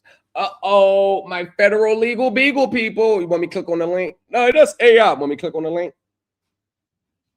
Express creation. The state constitution directly establishes the Supreme Court, appellate courts, and general trial courts, e.g., superior or district courts, defining what types of cases they can hear. Legislative delegation. The state constitutionally explicitly grants the state legislator the power to create lower courts like municipal, traffic, or small claims courts and adjust their specific jurisdictional limits. The role of the 10th Amendment. The 10th Amendment states that any powers not delegated to the federal government by the Constitution, nor prohibited by it to the states, are reserved to the states respectively or to the people. Want me to click that link too? Federal courts have limited jurisdiction.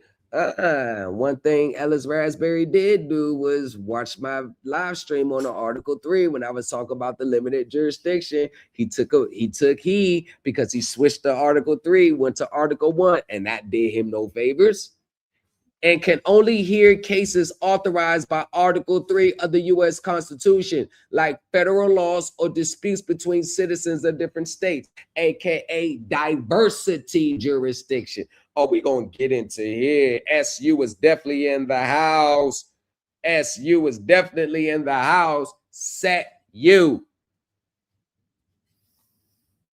The reserve power, because the U.S. Constitution is completely silent on how states must run their internal court systems, the power to create, organize, and empower state courts is a reserve power under the 10th Amendment. I've been saying this shit for 3 years. No, you're wrong. No, they don't. Federal court is over state law. State law, a bunch of googling gop.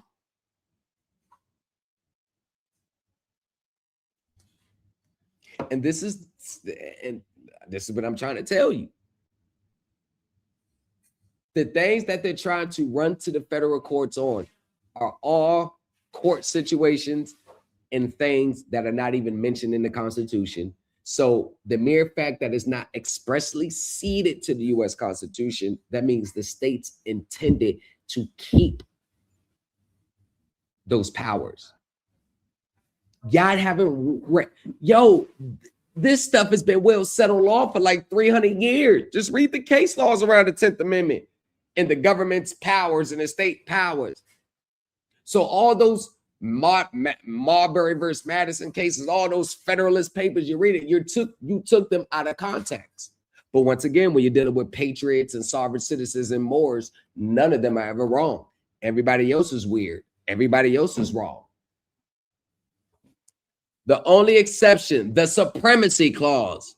While states have total freedom under the 10th Amendment to dictate their court jurisdictions, they cannot strip their courts of the ability to hear federal claims if those courts otherwise have jurisdiction or similar state law claims. Exactly.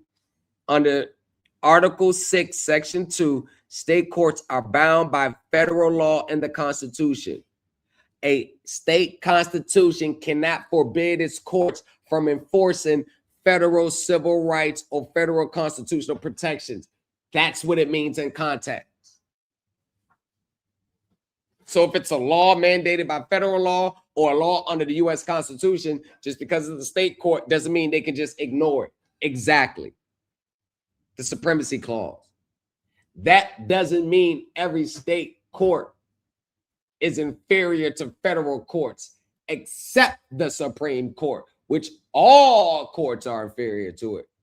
The Supreme Court gets the final say on a case, statute, regulation is interpreted. So if I interpret a case this way, but the Supreme Court interprets it that way, I must interpret the Supreme Court of the case law that way. There you go. There you go. But this is all the stuff that's supposedly be in this. See, this is going to be left out of the course. Out of how to beat any case course. This is what's left out of it. And this is the problem. They always get you with these catchy titles. How to beat any case. How to not ever lose. That right there, that's an impossibility. Because every case is different. So basically what they're saying is it doesn't matter what the facts or circumstances is, you can win by doing this. What if the circumstances of the case is totally different from the arguments you're going to raise in that packet? It don't matter. You can still win. Yo, 98% of these social media teachers are scammers. They're scamming you out of your money. And you've got a TPO. I move under protest. Does that look like the face and the demeanor of a man that's winning? Does that look like a demeanor of a man that's winning? Is that the demeanor of a man who's winning? Okay, then what happened? And then a few weeks. Objection, we're moving forward without proof of subject matter jurisdiction. There was the respondent appeared to our home. And they're completely ignoring him. Is this the demeanor of a man who knows how to defeat any case? Look at the body language. Is he winning? And look at this idiot. Speak, bro. Speak, bro. Speak, bro. Yeah, you did it. What did he do? And what I tell you, I tell you those L's and bays. Man, I tell you those L's and bays. And look, you follow me. Look, to be nosy. Follow him to be nosy. You know how many sovereign citizen people follow me to be nosy? Being nosy. What you got to follow me for? I fucking vehemently disagree with all y'all. Why would you want to hear what I got to say? You're looking for little bits and pieces to add to your sovereign citizen arguments. I know. I know. My biggest teacher is you. My biggest student, is Yusuf L. My biggest student online is Yusuf L. Yusuf L hasn't been biting from me. You know why I've been mad at him for changing his positions over the past couple of years? What you notice how he started changing his positions now? Where do you think he got it from? Where do you think he got it from? Me. You think I'm saying it because I just want to say it? I didn't pay no attention to it, so I kept getting 30 text messages and screenshots. 30 text messages and screenshots. I've been getting things like this for over 3 years. They built me. For 3 years. I've been getting my text messages. If I go back to 2023, I've been getting this for 3 years. Forgot this dude's name, but he just biting your platform with no shame. I've been getting random texts like this from people for 3 years. Yo, this motherfucker, you just talked about it. Now he talking about it for 3 years. So when I say I am your teacher's teacher, that's what I mean. You're rocking with the best. That's what I mean. I don't be paying attention. I get text messages, emails from random people that's in this group. Yo, I was wondering where he changed from, but then I watch your videos. Now I see where Yusuf L got it. I was in his class for this. Now I see. You're his teacher for real. And you know what I respond to? It be like that. And keep it pushing. To live in the home together. That's a fact. That's an opinion. A fact is subject matter jurisdiction, Your Honor. Proof. Opportunity to be heard. I have to lock in on the facts as presented. Your Honor, you've abandoned your neutrality. You've abandoned your neutrality under 28 USC 545. Your Honor, you're violating my rights to 28 USC 545. Once again, he's talking about federal courts. That this is a state case. Family court at that. 28 USC 505. 545. Used in a family court setting. Legit? No. 28 USC 545 in a family court setting is completely legally illegitimate. It deals with residents. It states that the U.S. attorneys and assistant U.S. attorneys must reside within the specific federal district to which they are appointed. What the hell does that have to do with anything? You've abandoned your neutrality. You've abandoned your neutrality under 28 USC 545. What the hell does that got to do with anything? Has no authority. They just be citing statutes. They just be citing. They just be saying anything. How the hell can you interpret that? You know what it shows? They've been so conditioned to just read what's on the fucking biased document, to read what's on the goddamn document. They don't even research the cases and the statute that's on those documents. They just see it, and cite it. Do you think anybody in their right mind will bring this up if they actually knew what it meant? This is Ellis Raspberry here in real time taking his words. This is why he can only do the ad hominem attacks and eating the mic, gargling the mic, swallowing the mic, eating that mic up. Yo, equal footing. You are nowhere near on my level. You're not even on my students' level. You're on nobody's level I know. You're not on Freedom's level. You're not on 100K's level. You're not on Darren's level. You're not on nobody's level. So the only people that's going to continue to follow you are people who think like you. People who think like you are not winners. So your live is not eligible for recommendation and restricted in search results. Your live improvement in some regions has been discontinued in some regions. Body exposure and sexualized behaviors. Woo way, boy, they doing it.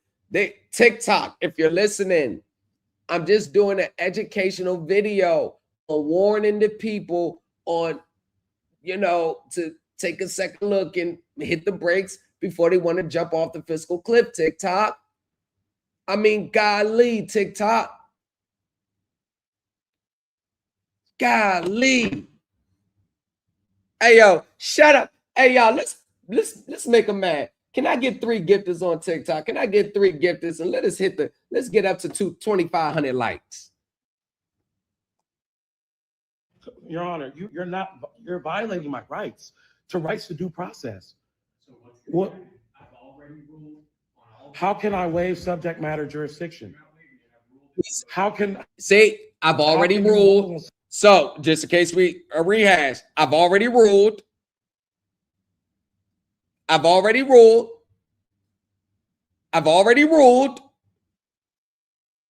Right? I've already ruled. So why is this title, How to Defeat Any Case? Why is that still up? Why is that caption still there? Is this indicative of anyone who's winning anything right now? subject matter jurisdiction when it's a black letter federal law? This is your warning to not make the same objection again. You need to remain silent while the petitioner, you are correct, she has the burden to prove her case. And so I need to give her the opportunity to make her case. If you have a new objection, make it. Otherwise, you need to remain silent until it is.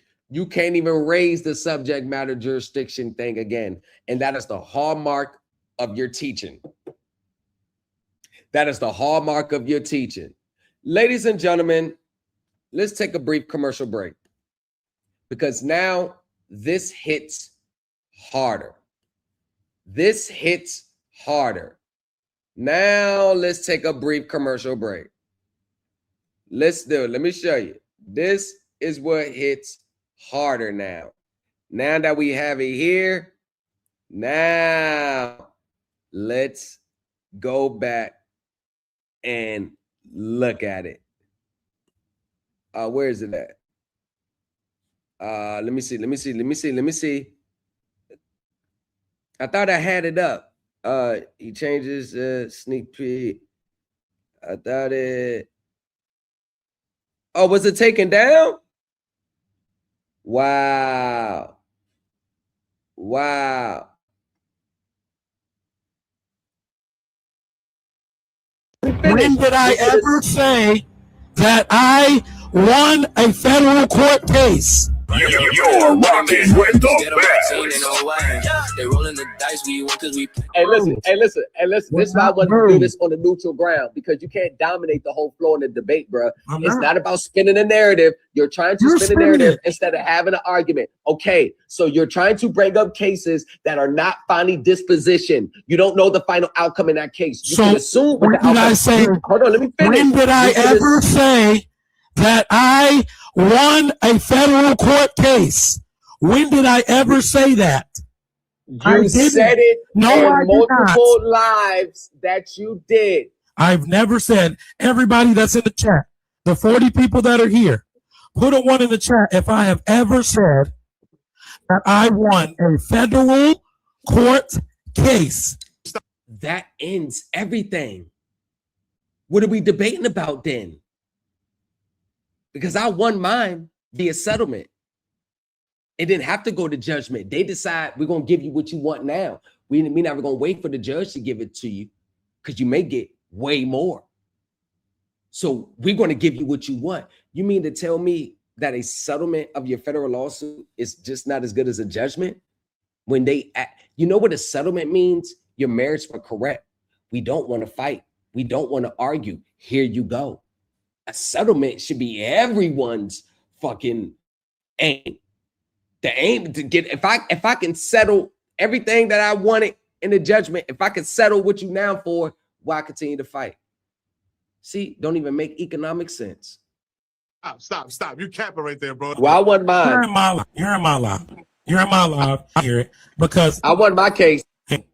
you have. I settled my.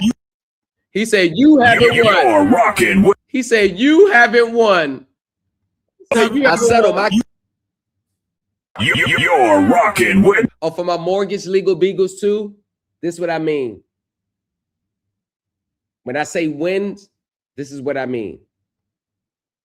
The best.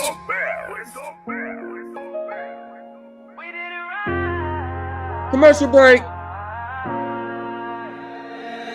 Credit acceptance was trying to finesse me. High interest. You're rocking with the DJ that keeps the hits coming. I had to do it right. Yeah, yeah. Sent the email with the proof. Then I filed a suit. Yeah, judge saw the evidence. Then they called. In the world of courtroom self-help, confidence is everything. We are told that with the right paperwork, the right trusts, and the right secret legal knowledge, anyone can beat the system. And we are told that with the right paper Evidence. Then they called. in the world I think I saw it. courtroom self-help, confidence is everything. I think I saw it. Help. Confidence is everything. I think I saw it. Right paperwork. That with the right confidence is everything. Right there. Right there. Self-help. Confidence is everything. Right there. Establish a federal court child support enforcement under the Social Security Act. He scrolls fast. Everything. Explains how child support payments are distributed between the government, incentive payments. None of this right here is going to help you get out your case, your child support. None of this. None of this matters. You see how they're throwing on? None of this matters. It's not fraud because these are set up under statutes. It's not fraud. Oh, he thinks all this is fraud. Oh, he thinks this is fraud within itself. Remember I told you it's fraud when they believe it's fraud. Do you think he could satisfy the who, what, when, where, and how with this right here? Absolutely not. Look, allows fine. Look, means nothing. This is what you're buying. Means nothing. Means nothing. Of course, yes, they can withhold your federal refunds because they're going to do a cross-reference with the state agency. So if you owe child support, they're going to take your federal refund and pay your child support. You can't get around it. Actually, it's going to happen automatically. So when you're going to file a lawsuit for them taking it, and they say, well, Your Honor, he did owe $3,000 in child support. What you think any federal or state court judge is going to do? Oh, you owe $3,000 in child support under a standing court order? Oh, what you want me to do? Oh, you going to keep that $3,000? Oh, you tripping. See, this is, I don't even have to make up lies against them. I just use them against them. You're told that. Look at this. Criminal. Hey, right here. Right there. 18 USC 228. No private citizens has any private right of action under Title 18. Another red flag. Look at all this right here. Garbage. Not going to get you nothing. With the right paperwork. Right here. Look at this. 42. None of this matters. They're selling you a whole bunch of garbage. Ellis Raspberry, aka Equal Footing, is selling you a whole bunch of garbage. If you are in the Supreme Elite Team group right now, is what's being taught and set you garbage, fraudulent, or waste of your money? Rather, another question. Do you think I can charge more for set you and be justified in doing so based on the information? Stop playing. The right trust and the right secret legal knowledge, anyone can beat the system. Enter Ellis Raspberry. To his followers, he is a legal architect, an educator selling specialized courses on how to dismantle government authority, secure private assets, and claim absolute victory against state and federal courts. But public records tell a completely different story. Look at the dockets, and you won't find a trail of legal triumphs. You find a record of consistent, swift defeats. when Raspberry sued to protect his driver's license and passport in federal court. Before the court is the motion for preliminary injunction filed by plaintiff Ellis Raspberry, who is proceeding pro se in this action. For the reason explained below, plaintiff's motion shall be denied and this action shall be dismissed for lack of subject matter jurisdiction under the Rooker-Feldman doctrine. There go one strike against you. Dismissed. When he filed sweeping civil rights actions against entire... So that when he was talking about in the hearing, hey, I got sheriffs and police officers in a federal lawsuit right here, deny access to court and all this. Entire county governments. His claims were immediately flagged by federal judges for... Right there. This action having come before the court, Honorable Tammy Totenberg, United States District Judge, in the court having made such determination, it is ordered and adjudged that the action be dismissed for lack of subject matter jurisdiction pursuant to 28 U.S.C. 1915 and 28 U.S.C. 1915 E2B and 1 eye and 2 eyes. So let's look up that 28 U.S.C. 1915 E2B 1 eye and 2 eyes. So what does it mean? I already know what it means. I just want y'all to see. That means your case was frivolous and frivolity determination. But I want you to see it. What does it mean if a lawsuit is dismissed under 28 U.S.C. 1915? Hold on. Let's go here. 28 U.S.C. 1915 E2B 1 eye 2 eye.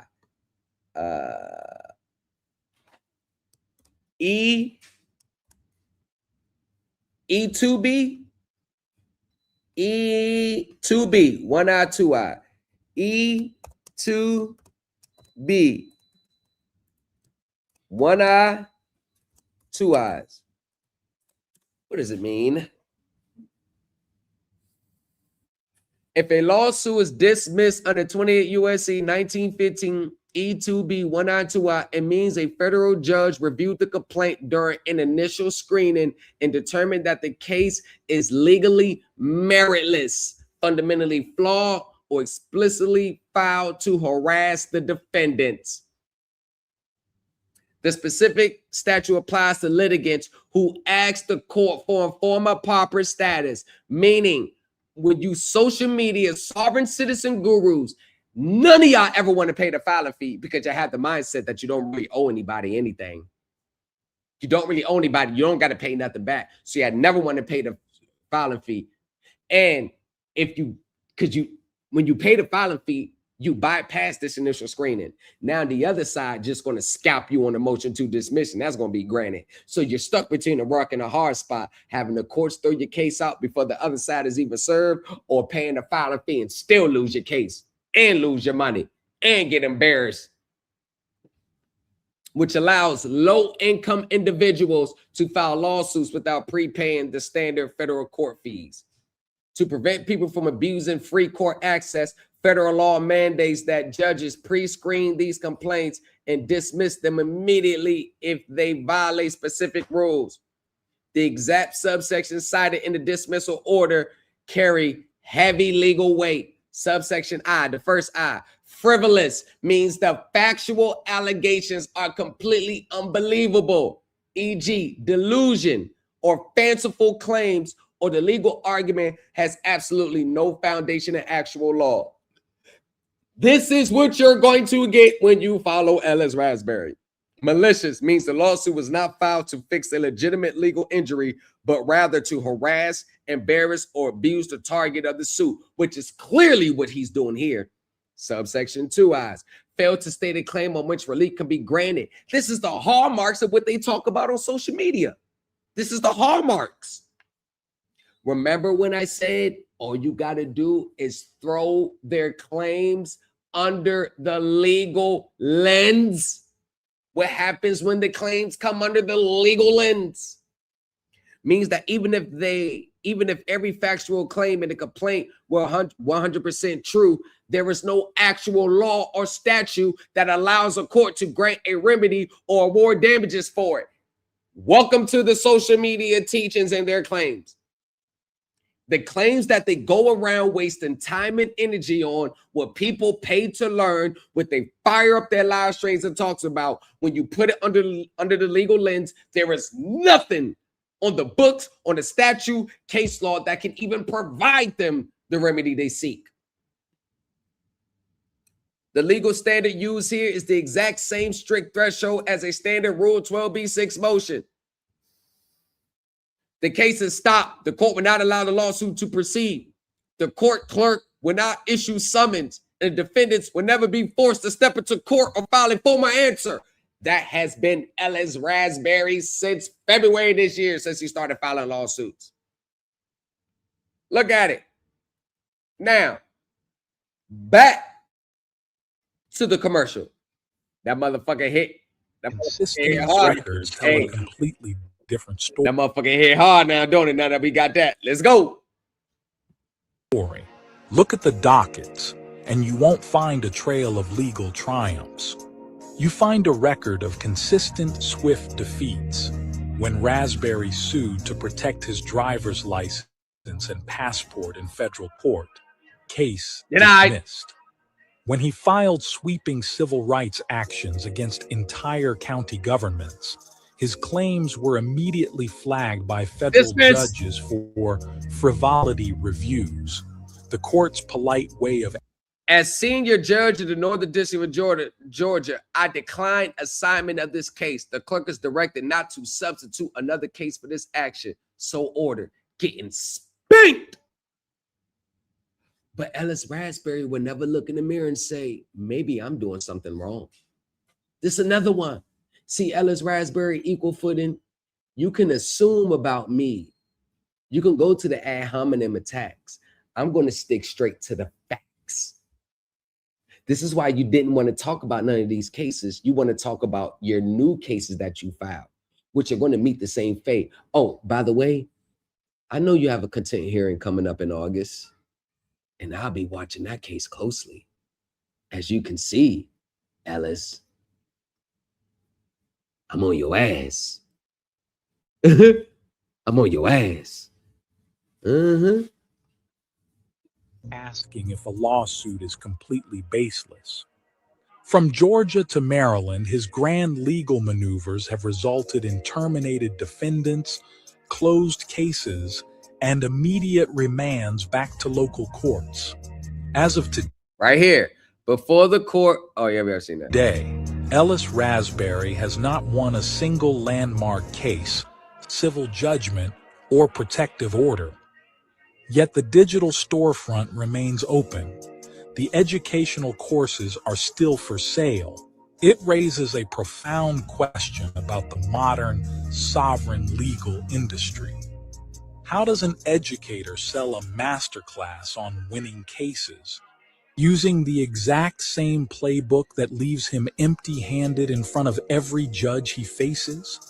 In the court of public opinion, you can sell a dream. But in a court of law, the record never lies. And Ellis Raspberry's record is a masterclass in losing. Woo! God damn, that was a hell of a commercial, wasn't it? Put his ass in a blender. So the last thing I heard was there was a TPO and it was 6 months and expired. And then what happened? It didn't expire, Your Honor. It continued. He violated it at almost the conclusion of it by arriving at a home that we used to reside in together. Oh, so you violated the TPO as it was about to expire for residing at a home that you lived together. Oh. Pleading that it was, well, making a claim that it was void and that he had. Oh, the documents that he said it was void. So remember when I was reading the police report the other day? That's what they're talking about. He was arrested because he filed an affidavit of truth and a writ of quo warranto. And since he filed it, He thought it voided the TPO. Look at the mindset of an individual. He files an affidavit of truth and a quo warranto. No judge signed off on the order invalidating the TPO. None of that. So then he was arrested at her house for violating the TPO. So how do you dismiss a TPO when you was arrested for violating it? Oh, I have the police report too. Yeah, I have the police report. Huh? Ellis, you can't fuck with me, bruh. The more you try to spin the narrative, I'm just going to come with black and white facts to destroy your narrative. I deal with black and white facts. There's plenty of gurus I've buried alive. I made an ass out of in the last 4 years. You're not hip to me, but you're going to be hip to me after this. Documents at that time, I contacted the Cobb County Sheriff Department. They arrested him at the home. Remember when I just said you got arrested at the home? It's in the police report. That's what she's speaking on. You got arrested at the home. And then we were sent back to court where the judge issued a 3-year protective order. The 3-year protective order is right here. This is why when he was like, oh, I got this dismissed. You notice how you can't speak on it? You can't click on it because everything is here is what's ordered. The final entry, the final entry, the final entry. This is the brand new 3-year protective order. You see that? But you didn't say that in the July 17th live that was on when you brought this up. You pulled up the same peach court. Here's your docket, but you never clicked on any dockets to read them. You notice that? You didn't click on it. Look, you can't click on it because it's not, you violated the protective order before it's about to be over with. You see that, June? Can't click on it because it's not a final order. You got a new 3-year one. Why didn't you tell your audience you got a new 3-year TPO? They gave you a 3-year one. You can't come within 200 yards of your baby mom. I know that burnt you up on the inside, didn't it? I know it did. It hurt, didn't it? You are mad right now. You're mad at her. You're mad at the system. You're mad at yourself that you just can't get out of that child support order. And now you face jail time in August for not paying child support and being in contempt. It's going down. You're going down bad.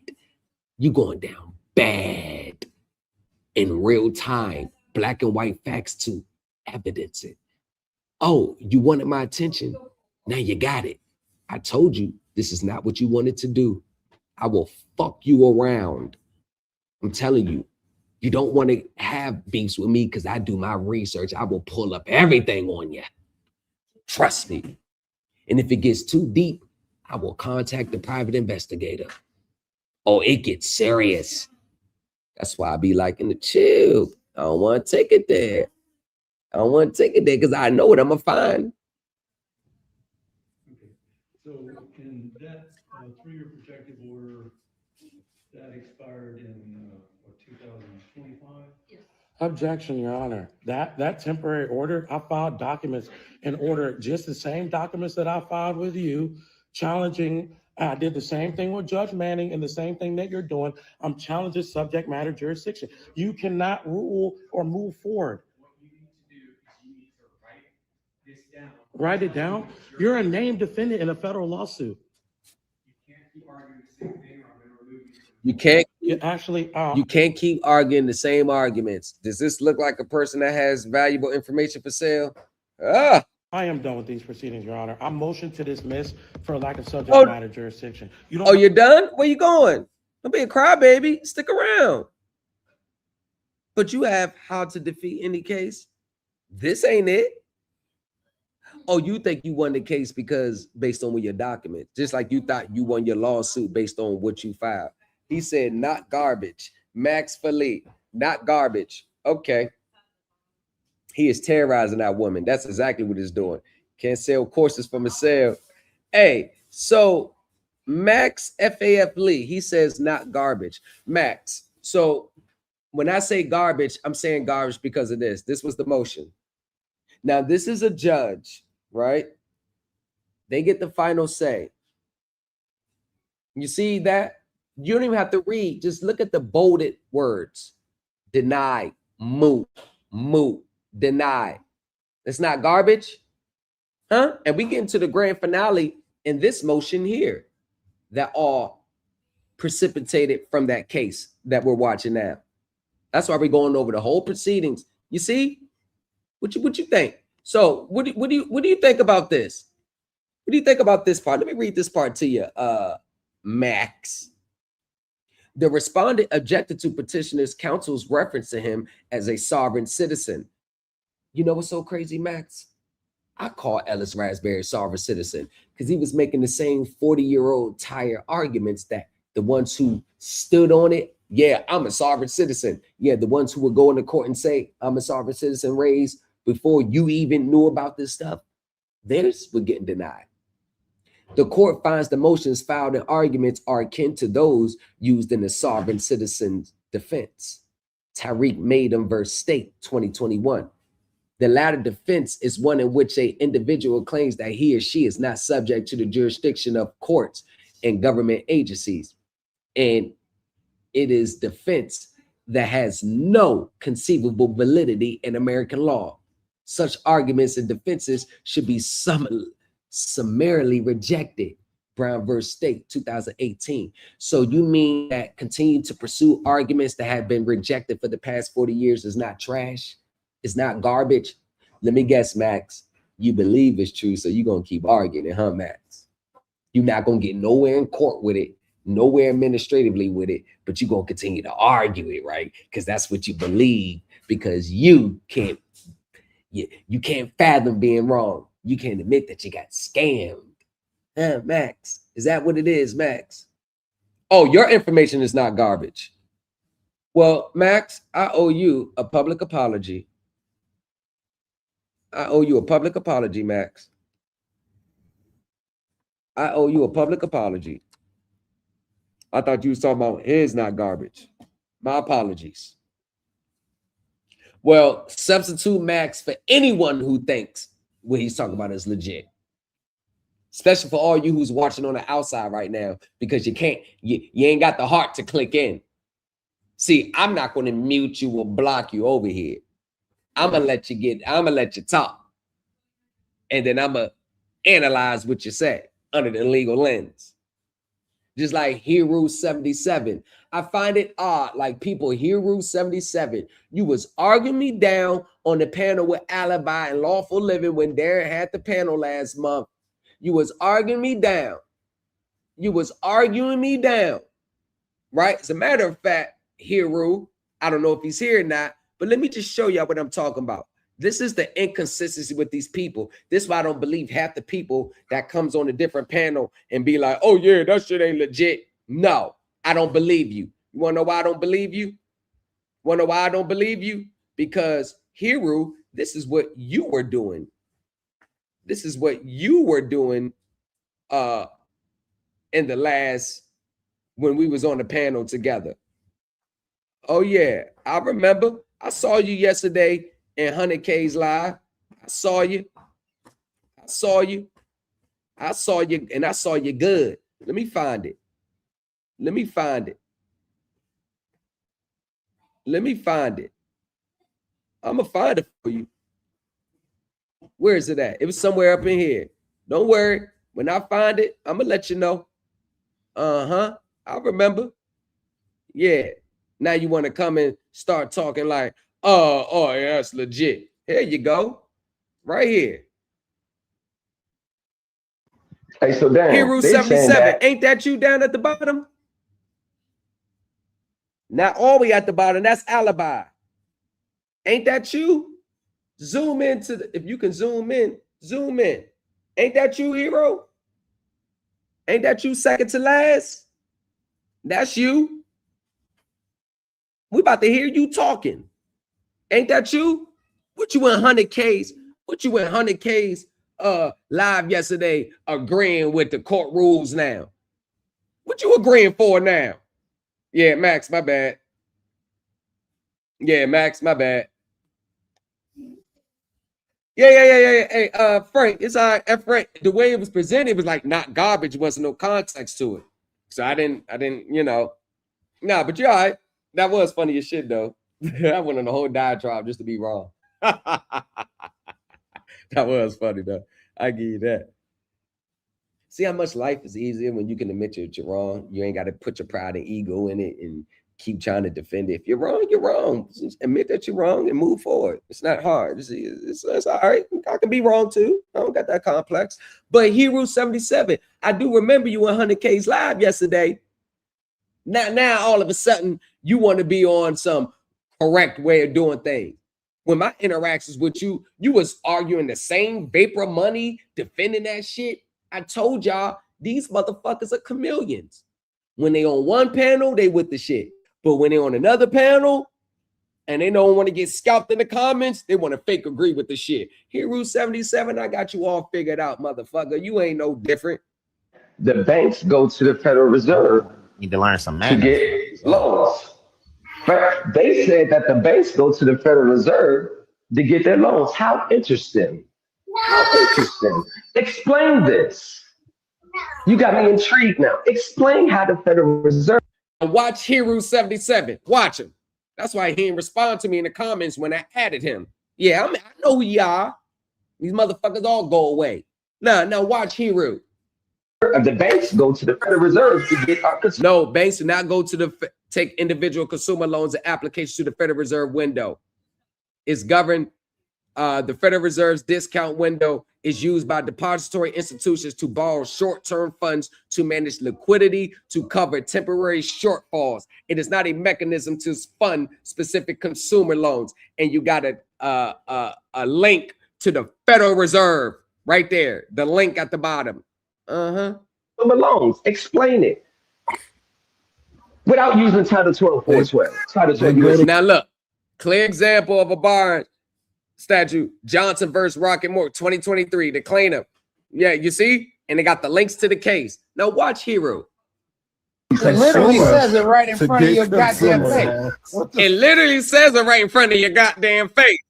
In front of your goddamn face. What the? 412. Title 12. It literally says it right in front of your goddamn face. What the? It literally says it right in front of your goddamn face. 12 USC section 412. Now you want to pop up in there yesterday talking about, oh yeah, the court rules. Yeah, they're wrong. The hell out of here. Yeah, Hebrew 77. I remember you asked him, listen, I ain't got no cut cards. You get on that fake fugazi shit, I'm going to call your ass out as soon as I see you in the panel. You better, I'm going to make y'all stand on y'all positions when you're around me.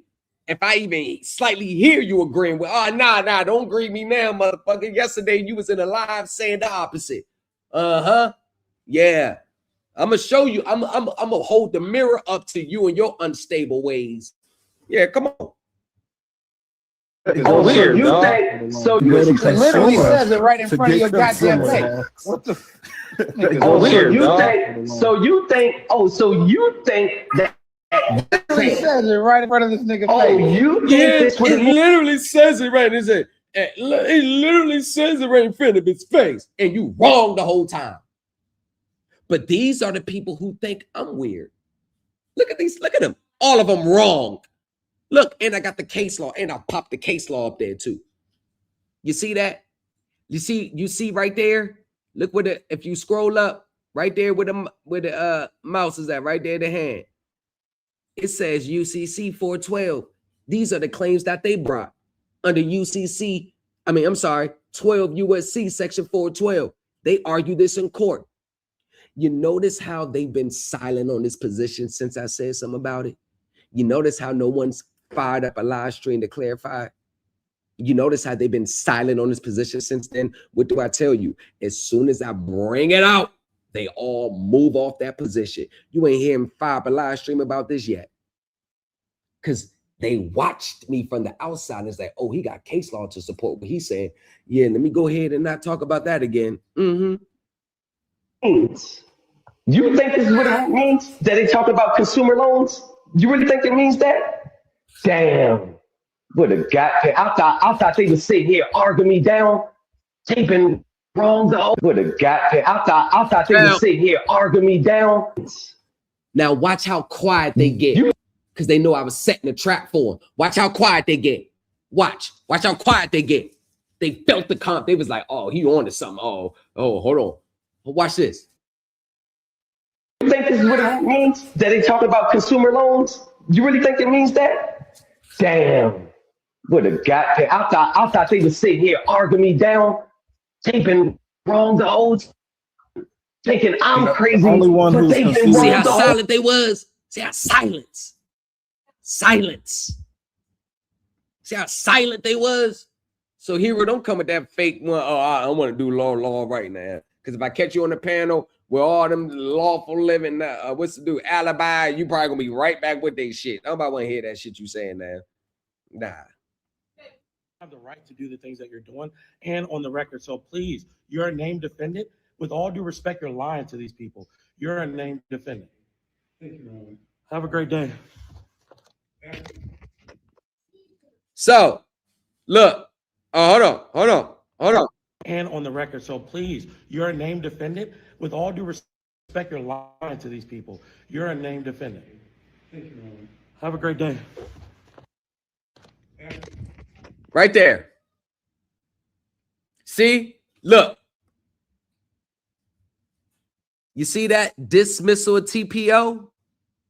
See down at the bottom? It says June 2nd, right?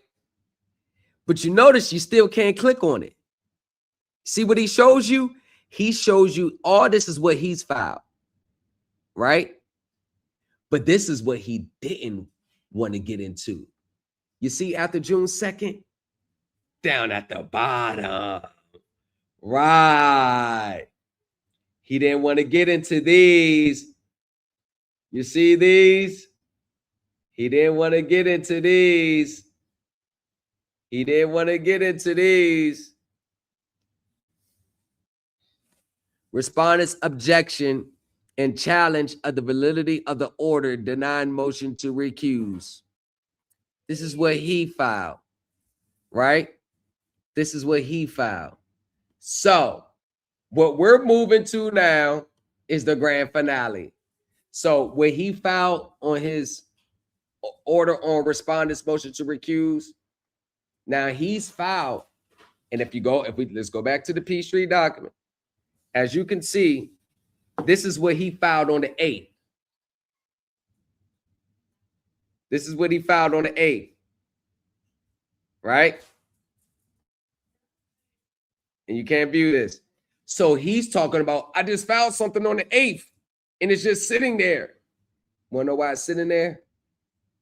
Because it's already been answered in what we're about to go over now. So you think that just because it's sitting there that it means something. Absolutely nothing. You want to notice how the judge, it's now almost the end of July. You filed this June 8th. It's just sitting there. Meaning the judge already made his order on the 5th. So he doesn't have to entertain it. So just because it's sitting there doesn't mean they still don't have the rights to enforce the child support. There has not been no order on it. So he wanted to talk about this in the debate on July 17th. But once again, you can't talk about anything that's not solved. The judge hasn't even ruled on it, hasn't granted it, because he's already answered it and what we're about to get into right here. On April 13, 2026, petition for temporary protective order was filed with a hearing on the petition subsequently scheduled for May 5th, 2026. On May 5th, 2026, the court, having found evasion, entered an order continuing the hearing to June 2nd, 2026. A review of the record indicates respondent was served on May 7, 2026. On May 7, 2026, respondent filed inter alia a motion to recuse Judge Brendan Murphy, the motion, with the supporting affidavit filed on May 13, 2026. And that's part of the keep it down. That's part of the hearing that we just watched. On June 2nd, 2026, petitioner's counsel, James Assenbaugh, and respondent, self-represented. Hold on a second, y'all. Quiet it down. Shut your door. Shut your door. Thank you. and respondent self-represented appeared before the court for a hearing on the petition. Prior to addressing the petition, the court heard argument from respondent, which we just watched, and petitioner on the instant motion. Having reviewed the pleading, the argument to evidence presented, and the relevant law, the court hereby makes the following findings, order, and judgment. Respondent seeks to recuse this court based on the court, to wit, the Honorable Brendan F. Murphy, sitting for the Superior Court of Cobb County, being named as a defendant in a federal lawsuit filed by respondent in the U.S. District Court, Northern District of Georgia. This is the lawsuit that was dismissed already. Motion to recuse are governed by USCR 25. A motion to recuse must be timely filed in writing and presented with an accompanying affidavit asserting all the facts serving as the basis for the motion.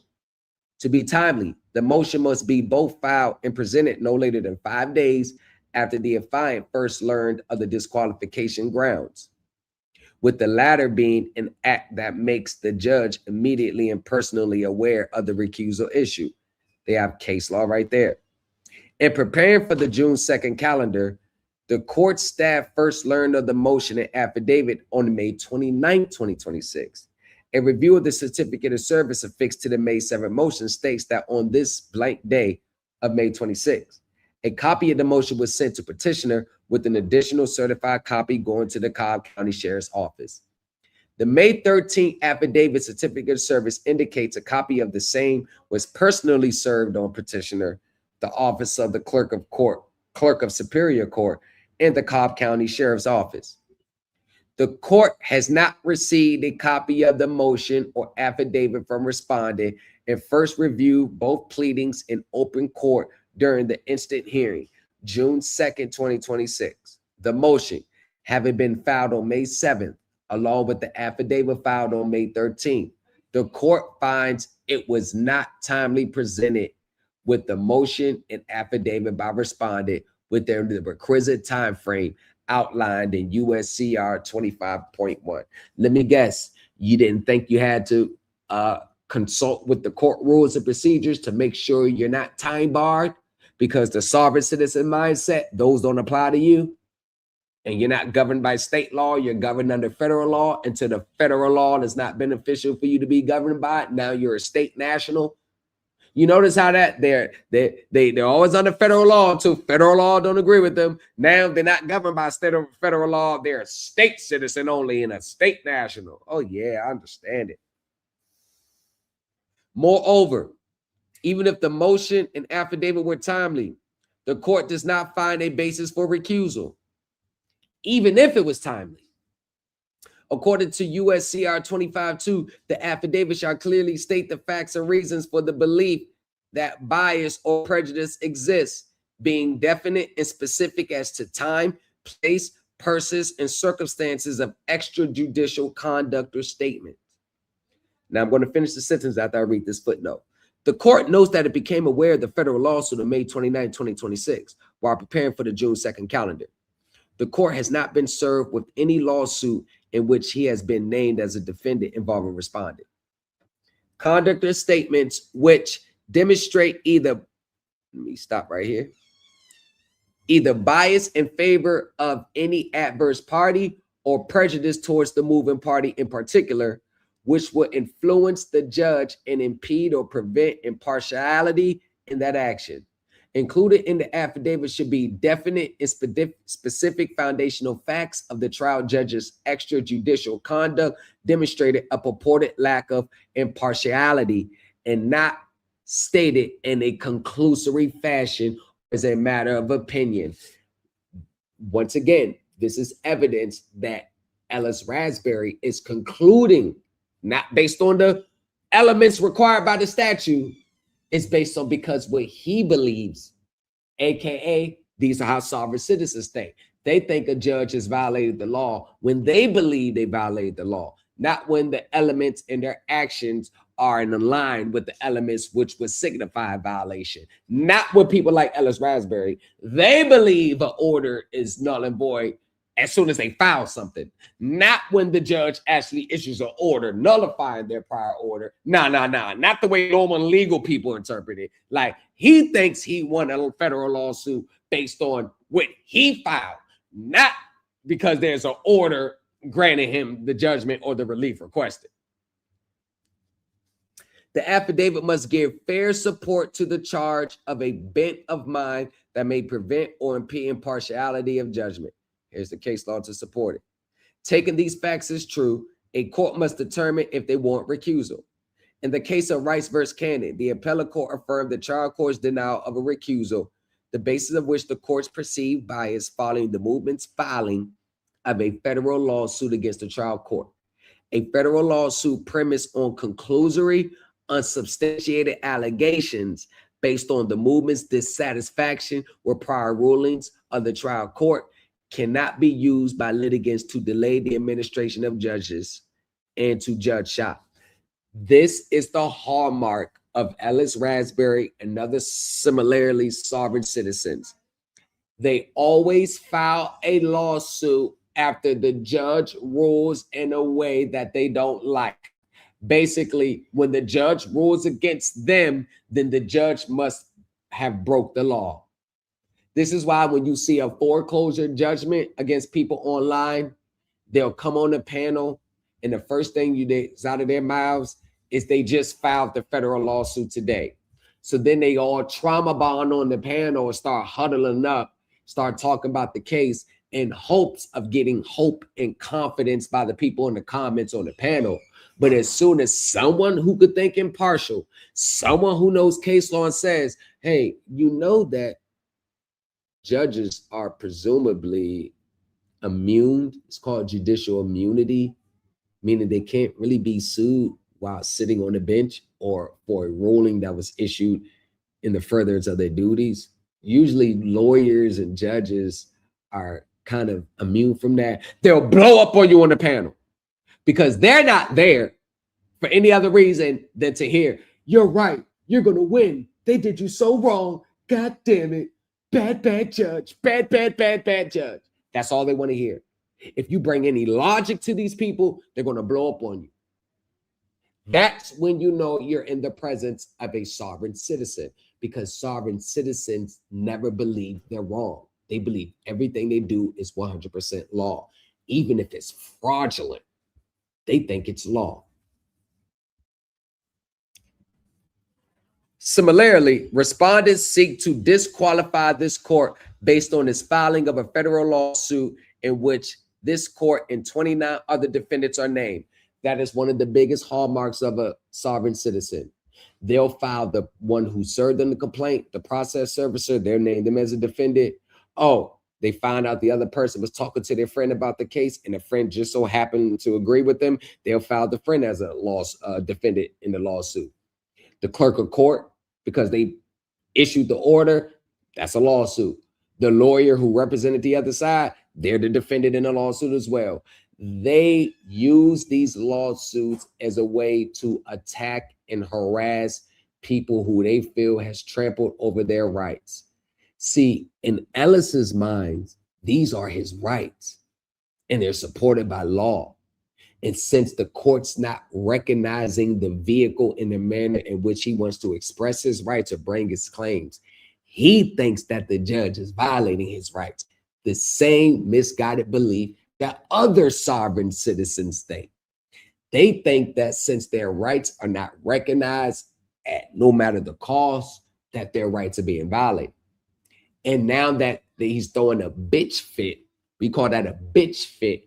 Now he wants to sue 29 people, not because there's legal merits to his claim, not because he can prove it, not because he has suffered real injury. He's filing a lawsuit just like all other sovereign citizens when they're mad at the outcomes, because it's easier for them to file a lawsuit naming 29 defendants, which you have to prove 29 different people violated your rights, 29 different elements, 29 different capacities in which they carried out the orders, which means you got to research 29 different statutes, 29 different, making it so much harder on yourself to prove every single element against 29 different defendants. Nah, he's only doing that because he's mad at the system. He's mad at himself. He's really mad at his baby mom. And then he's mad at the system and he's frustrated. We call these emotional filings. He's only filing this because he's mad. The allegations contained therein concern respondents' prior criminal and civil matters in both the Cobb County Magistrate and Superior Courts, as well as Fulton County Superior Court. You got a criminal record? Doesn't matter to me. That's not the issue. I don't care if you got a criminal record or not. The court finds respondents' allegations of bias, prejudice, impartiality are conclusory allegations based on the speculative outcome of litigation in which this court was named. So basically, he's saying, since you're a named defendant in a lawsuit, you're not going to give me my rights. You're not going to be impartial. And what is the number one thing that they do, pro se litigants do? They all make legal conclusions. The same thing the Supreme Court of the United States said you must not do if you want to survive a Rule 12b6 motion, masquerading their opinions as facts. What do they do online on these panels every day? They masquerade their opinions on what they believe the law says as 100% factual. Accordingly, the court does not find respondents' lawsuit filing is sufficient to support recusal. A judge may have a duty to sua sponte, meaning on his own accord, recuse himself in light, just in case. Does sua sponte basically mean on the judge's own accord or own motion?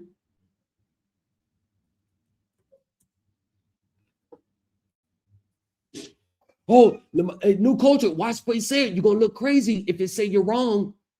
It's gonna look crazy if you say you're wrong live. Make sure don't type it in. You block the screen out before you ask the question if you're thinking you're right. Because what if it say the wrong thing? You may be wrong. They're gonna leave the channel. You don't know what you're talking about. Yes, sua sponte means exactly that, on the judge's own accord or motion. In Latin terms, translates literally of one's own accord. Let's get back to the lawsuit. A judge may, Lux, private meeting. What's up, Lux? What's going on, Lux? They mad they are called sovereign citizens. Well, yeah. See, when I call them a sovereign citizen, it's not because, like, let me just say this. Nobody gets called a sovereign citizen out of the blue. There's always some activating event. It's always some buzzword they said. It's always some quotes they use that are directly tied to the sovereign citizen community. So when you're called a sovereign citizen, you may not be one. You may not believe you're one, but the buzzwords you use, the ideologies, it's all a person can view you as one if you're saying the same things that the ones who stood on being a sovereign citizen said before you. See, that's the part they're missing. They think that they're not a sovereign citizen because they don't believe they're a sovereign citizen. They don't understand that the documents they filed, the words they say, the ideologies are in direct connection to those who admitted in court that they're sovereign citizens. So it's like me saying, I'm not a crackhead. Don't call me a crackhead because I smoke crack. I smoke crack, but I'm not a crackhead. But you got 15 other crackheads who smoke crack right down the street from you, and they're crackheads. You get what I'm saying? And they're doing crackhead stuff. No, I don't like the name. See, they just don't like the name. They're not worried about the actions and the filings and the words and the idea. See, they want to ignore that. They're just so hyper-focused on the name. Well, it's not the name. It's your words, your actions, your ideologies, the things that come out of your mouth. That's what gives you the label of sovereign citizen. A judge may have a duty to sua sponte recuse himself in light of certain allegations, including those made under OCGA section 15-1-8. Relying on OCGA 15-1-8 subsection A, respondents argues this court has a conflict of interest necessitating recusal. Section 15-1-8 prohibits a judge from sitting on any case or proceeding in which he has a pecuniary interest.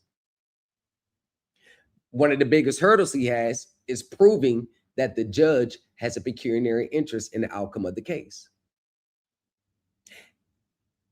An example of a recusal is a company that's being sued by another company, or a company is being sued in which the judge has a financial interest in being sued by another company.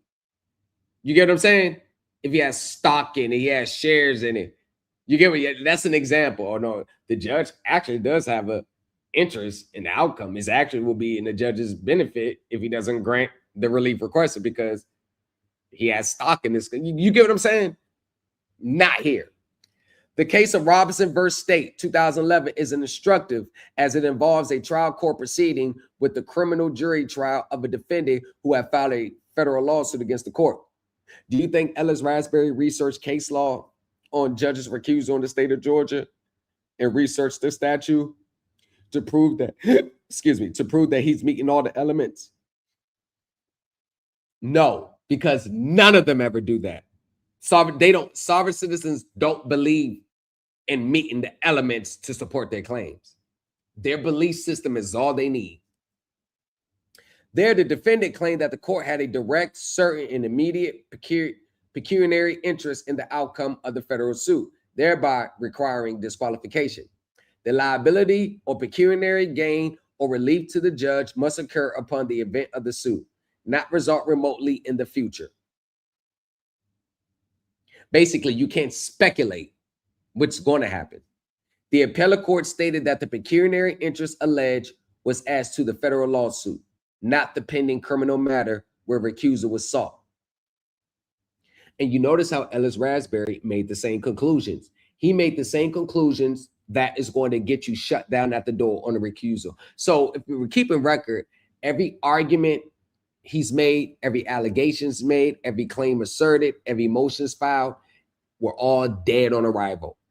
And normally when you see people file a bunch of dead on arrival motions, it's in the sovereign citizen community because their motions are filed principally on belief systems, emotions, and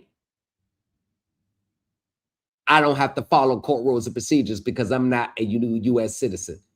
It's always a mixture of those. The appellate court stated that the pecuniary interest alleged, okay, we already did that, was to the federal lawsuit, not the pending criminal matter where recusal was sought. The trial court having no direct and immediate interest in the criminal case, coupled with the speculative nature of the latter's effect on the federal lawsuit, the appellate court held recusal pursuant to OCGA 15-1-8 subsection A was not warranted. And that's exactly what Ellis Raspberry walked itself right off the fiscal cliff with this motion to recuse.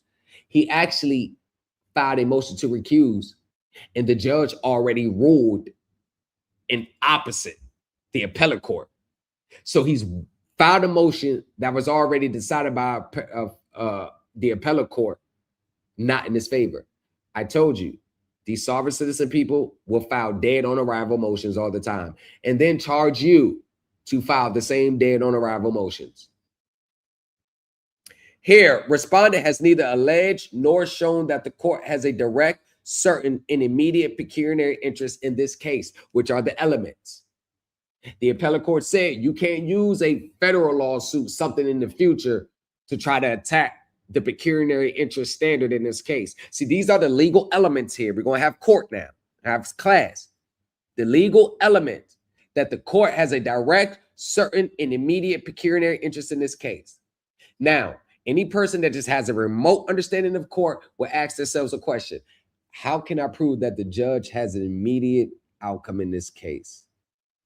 I can't because he's just presiding over the case. I don't think Like he doesn't have a financial outcome in the case. He's not getting kickbacked on the back end of the case. So no, any normal, legal, everyday person would have been like, I don't meet these elements, so I'm not even going to file the motion.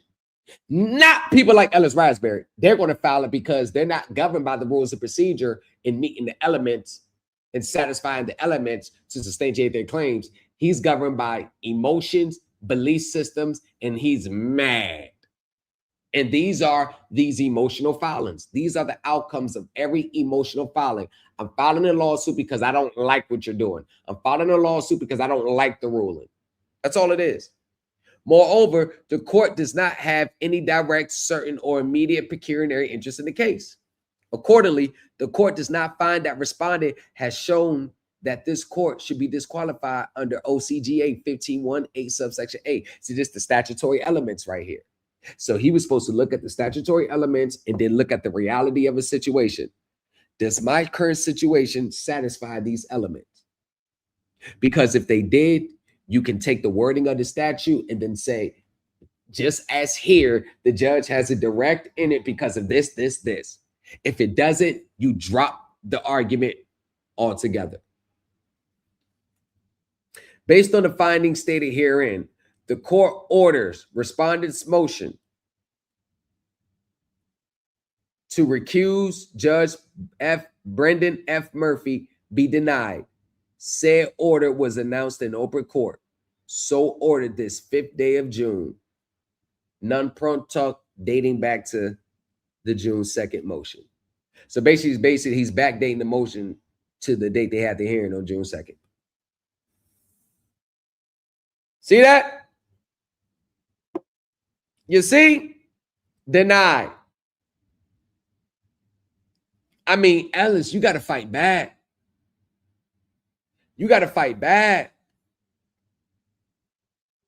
This was the case, state of Maryland. He filed this on June 5th. The same day this motion was, the motion we just read was issued, he's filing another one. Now, watch this. What's the status of Ellis Raspberry in the Maryland case?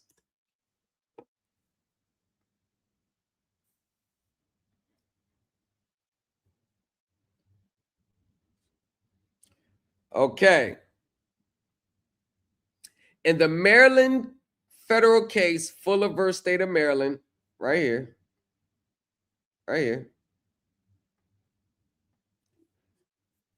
The current status of Ellis Raspberry as an interested party who is facing an administrative holding pattern alongside the main filing. Don't tell me you're assisting someone. Hey, where you at? Hold on. Hey, Gerard Antonio Fuller, if you got Ellis Raspberry filing this for you, you've already lost. Because the entire case is being handled under strict scrutiny by the court clerk and the presiding judge, Raspberry's status is tied directly to a jurisdictional deficiency review. Key details of his status in the case. How he entered the case. The lawsuit began when an individual named Gerard Antonio Fuller filed a notice of removal, attempting to pull a state-level case from the Annapolis District Court into federal court. What did I tell you? What did I tell you? I want to see what's going on that. What they always want to remove a state court to federal court without satisfying the federal elements. Like if I was the other side, this would be a slam dunk motion.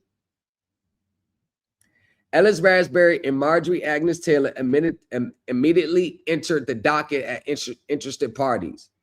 On June 5th, 2026, a formal notice of appearance of counsel was filed on behalf of Raspberry and Taylor, meaning they have legal representatives tied to the docket to receive notices. The court immediately flagged the case because the primary filing was improperly submitted. The clerk court clerk issued a formal deficiency notice warning that the removal paperwork was procedurally flawed and gave a deadline to fix it. God damn it, Ellis, you can't even get the filing right. And you notice everything associated here with court is denied, moot, procedurally flawed, frivolity determination. It's like you just can't catch a break. But you got to keep going live to hype yourself up. You got to keep telling yourself something different from reality is telling you. You don't understand how court works. You are a rookie. You are at the lowest level of this, but you think you know what you're doing. Because the case involves an attempt to remove a state level matter into a federal court, the judge is currently reviewing it to see if the court even has the authority to hear it. Oh, you filed it in federal courts because you thought the federal court automatically trumps state law. But the federal courts are saying, hey, we may not even have jurisdiction to hear this. But I thought federal law, federal courts just 100% tramples over state. So all you got to do is just take it to federal courts to override the state. You've been getting your ass whooped under that presumption. Until the court decides whether to accept the case or send it right back to state remand, Ellis Raspberry's status is strictly on standby as an interested party while the primary jurisdictional hurdles are resolved. No active motion submitted by Raspberry can be effectively granted until the court established that it has proper jurisdiction over the case itself. Yes, let's see if they ever responded. Yes, give a present update. Because I don't want to go into the federal court in Maryland to pull the case. Wow. Oh. It looks like I will. So this was the case that you was talking about that was active on your July 17th live. You said it was still active. Let me guess. You think it's still active because you refiled again. You notice the pattern? He gets his cases dismissed, then refiles. Be like, no, the case is active now. I ain't talking about the new one. I'm talking about the one you just filed. Oh, well, nothing. It's active. No, it's not. So you say your case was active June 9th. You must have filed something new after this case was thrown out. Ellis Raspberry, how many times are your cases going to continue to get thrown out of court? And you see your pattern? There's no progression with you. You start off filing a lawsuit, it gets dismissed, you go right back to square one, file a minute complaint. That get dismissed, you go back to square one. You never made it to the second step in civil litigation. Like you've never gotten to the part where the judge says, okay, you can serve them. It's all been thrown out after you file. So that means you are not winning. You're losing every time. You're striking out, Ellis Raspberry. The Maryland federal case has been completely closed and thrown out of federal court. The jurisdictional holding pattern ended swiftly when the court took immediate sua sponte action. On June 9, 2026, Judge Adam B. Abelson issued a formal memorandum in order determining that the case was improperly brought before the federal system. What? Ellis Raspberry? Yo, you should do my own case and tag him. Ellis, should I do my own case and tag him? Yeah. The Twombly standard. Yes. That's Bell Atlantic versus Twombly and Ashcraft versus Akbal. A pleading is insufficient if it offers only labels and conclusions in a formulaic recitation of the elements of the cause of action. I don't know how many times I cited that to people. This is why they're not surviving the Rule 12b6 motion, because they're doing everything that the Supreme Court, the same Supreme Court, they like to ride the coattail Supreme Court law. Why y'all doing everything they say not to do that? Wow. Don't all courts charge a filing fee? Yes. Unless you can't pay. The judge ordered the case immediately remanded back down to the district court for Anne Arundel County. The federal action is officially closed.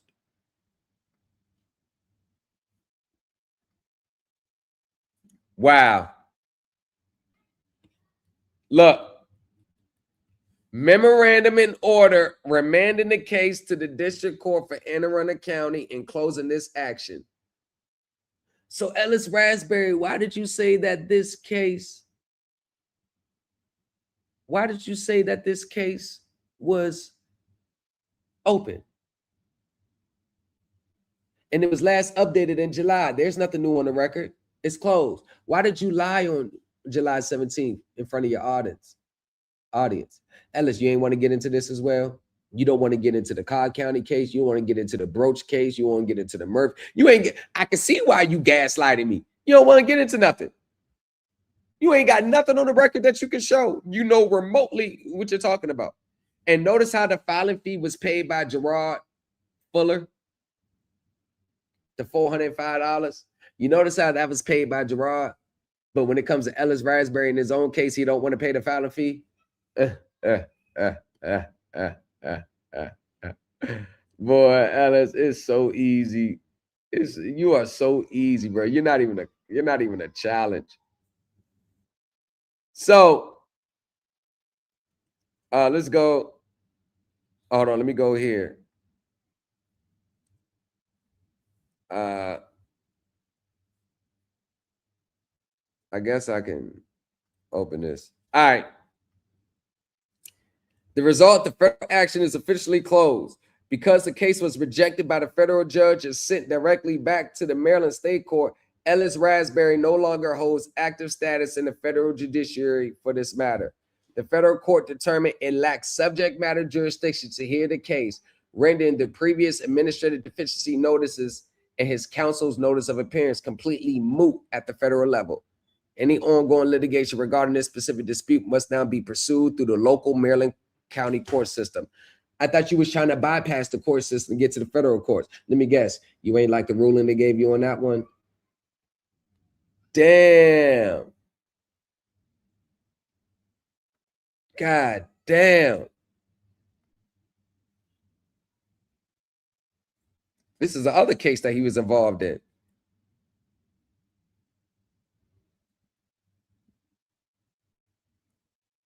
Shit. Antonio Gerard Fuller. Where was he out of? The Fourth Circuit. Oh.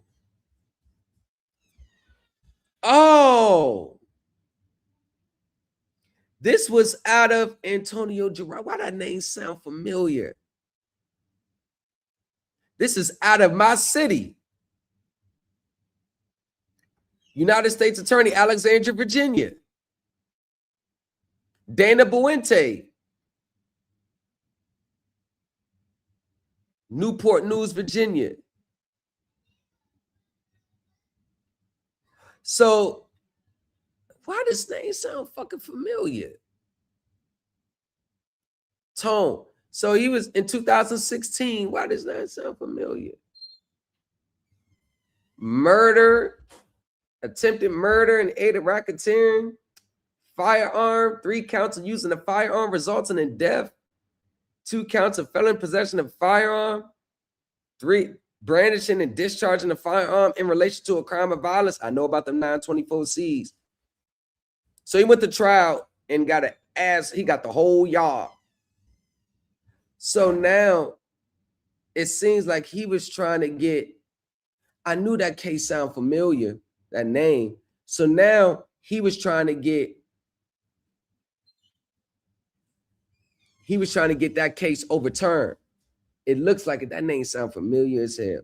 So let me look down here. So the case was, let me look at the case again.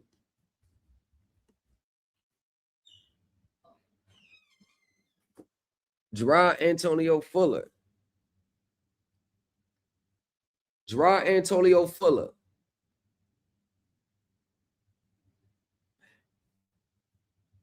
Why that? Anyways, yeah, Gerard Antonio Fuller. Gerard Antonio Fuller. Yeah, it's the same guy.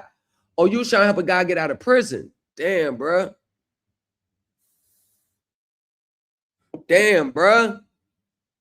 You know damn well you couldn't help him get out of prison. You know damn well. You know damn well. There you go, right here. Look. So it was filed on June 6th, June 5th, June 9th. Bam. Filed on June 5th. By June 9th, it was over with. God damn it. God damn it. You got to be kidding me. You got to be kidding me.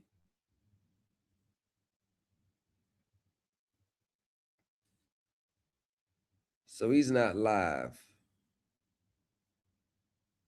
For entertainment purposes only. I bet. I bet. I bet. So y'all, let's see. Let's see. See who's live right now. Let's see if we can crash a live. Let's see if we can crash a live.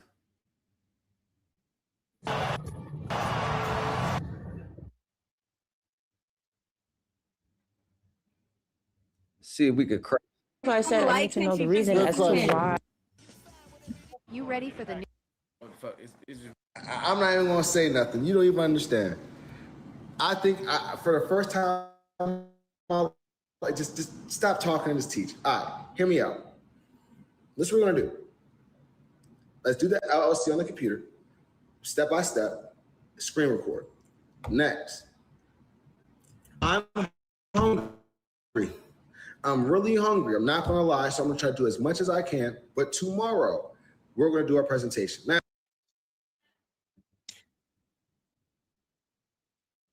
all right, they're missing out. Tell them, look, come on at like 8 o'clock because the first hour he gonna be. Oh, they got comms. In the circle I've been in and I've been out. Hey, welcome in. I mean, okay, the earth is round, but inside of the earth, we got flat surfaces. So, like, She's Moroccan. Remember, you weren't up here yet when I was saying she has that. So you know how I like that exotic look? Yeah. Yeah, she has that. You're a Gemini? Yeah, May 25th. Okay, so you were actually at the end. Wait a minute. Of getting things already pre-negotiated, getting videos posted, and talking.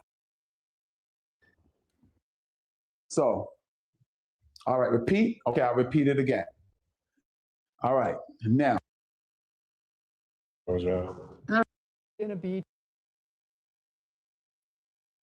He just vibing off the beat. This nigga ass. I'm really vibing off the motherfucking what's that sample?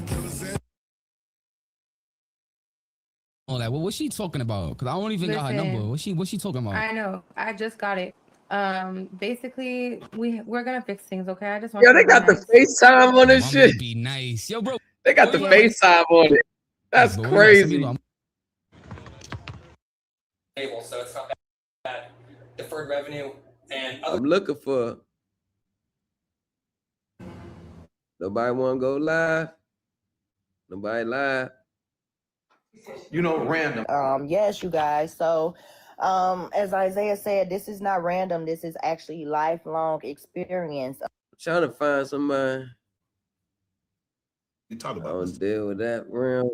I know. Let me find a guru. Has black hair.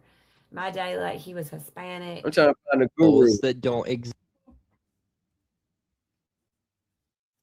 Don't look, ain't no gurus on right now. Okay. Uh-oh. Mortgage. Does that late payment affect one from getting a home within 12 to 24 months?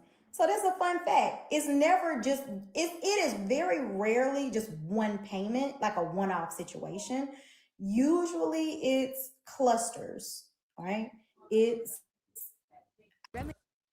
That's it. 30 days late, 30 days late, 30 days late, 30 days. I had a rolling 30-day late for 6 months. Well, everything I do fake. Fugazi. Yeah, fake and fugazi. I need in the rapper for sure. Join the raffle. I promise you, you just might win it. And then it's gonna be crazy. It's gonna be a motherfucker who never thought they'll win it. That boy funny as hell. Cause I got a whole list. All right, y'all. So it don't look like charged off or it goes to collections. It don't look like I'm in Guru. Somebody came up to me. Don't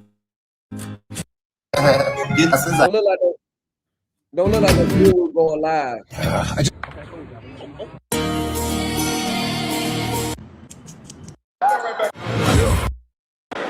White I don't see no Guru going live. Yep. How you want your finances to be I was on the together. panel.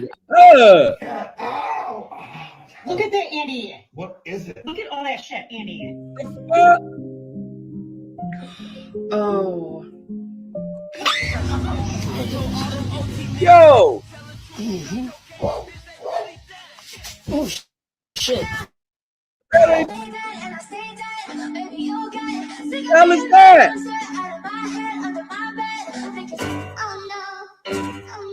Oh, hell no.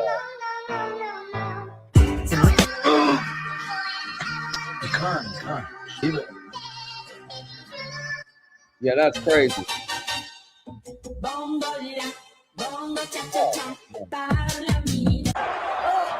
Here's how I got money. I don't want to hear about.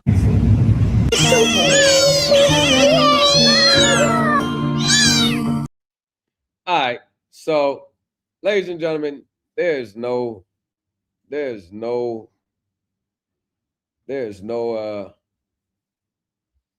all right, y'all. There's no YouTube. Y'all know what it is. Catch you on the back end. But we made our point today.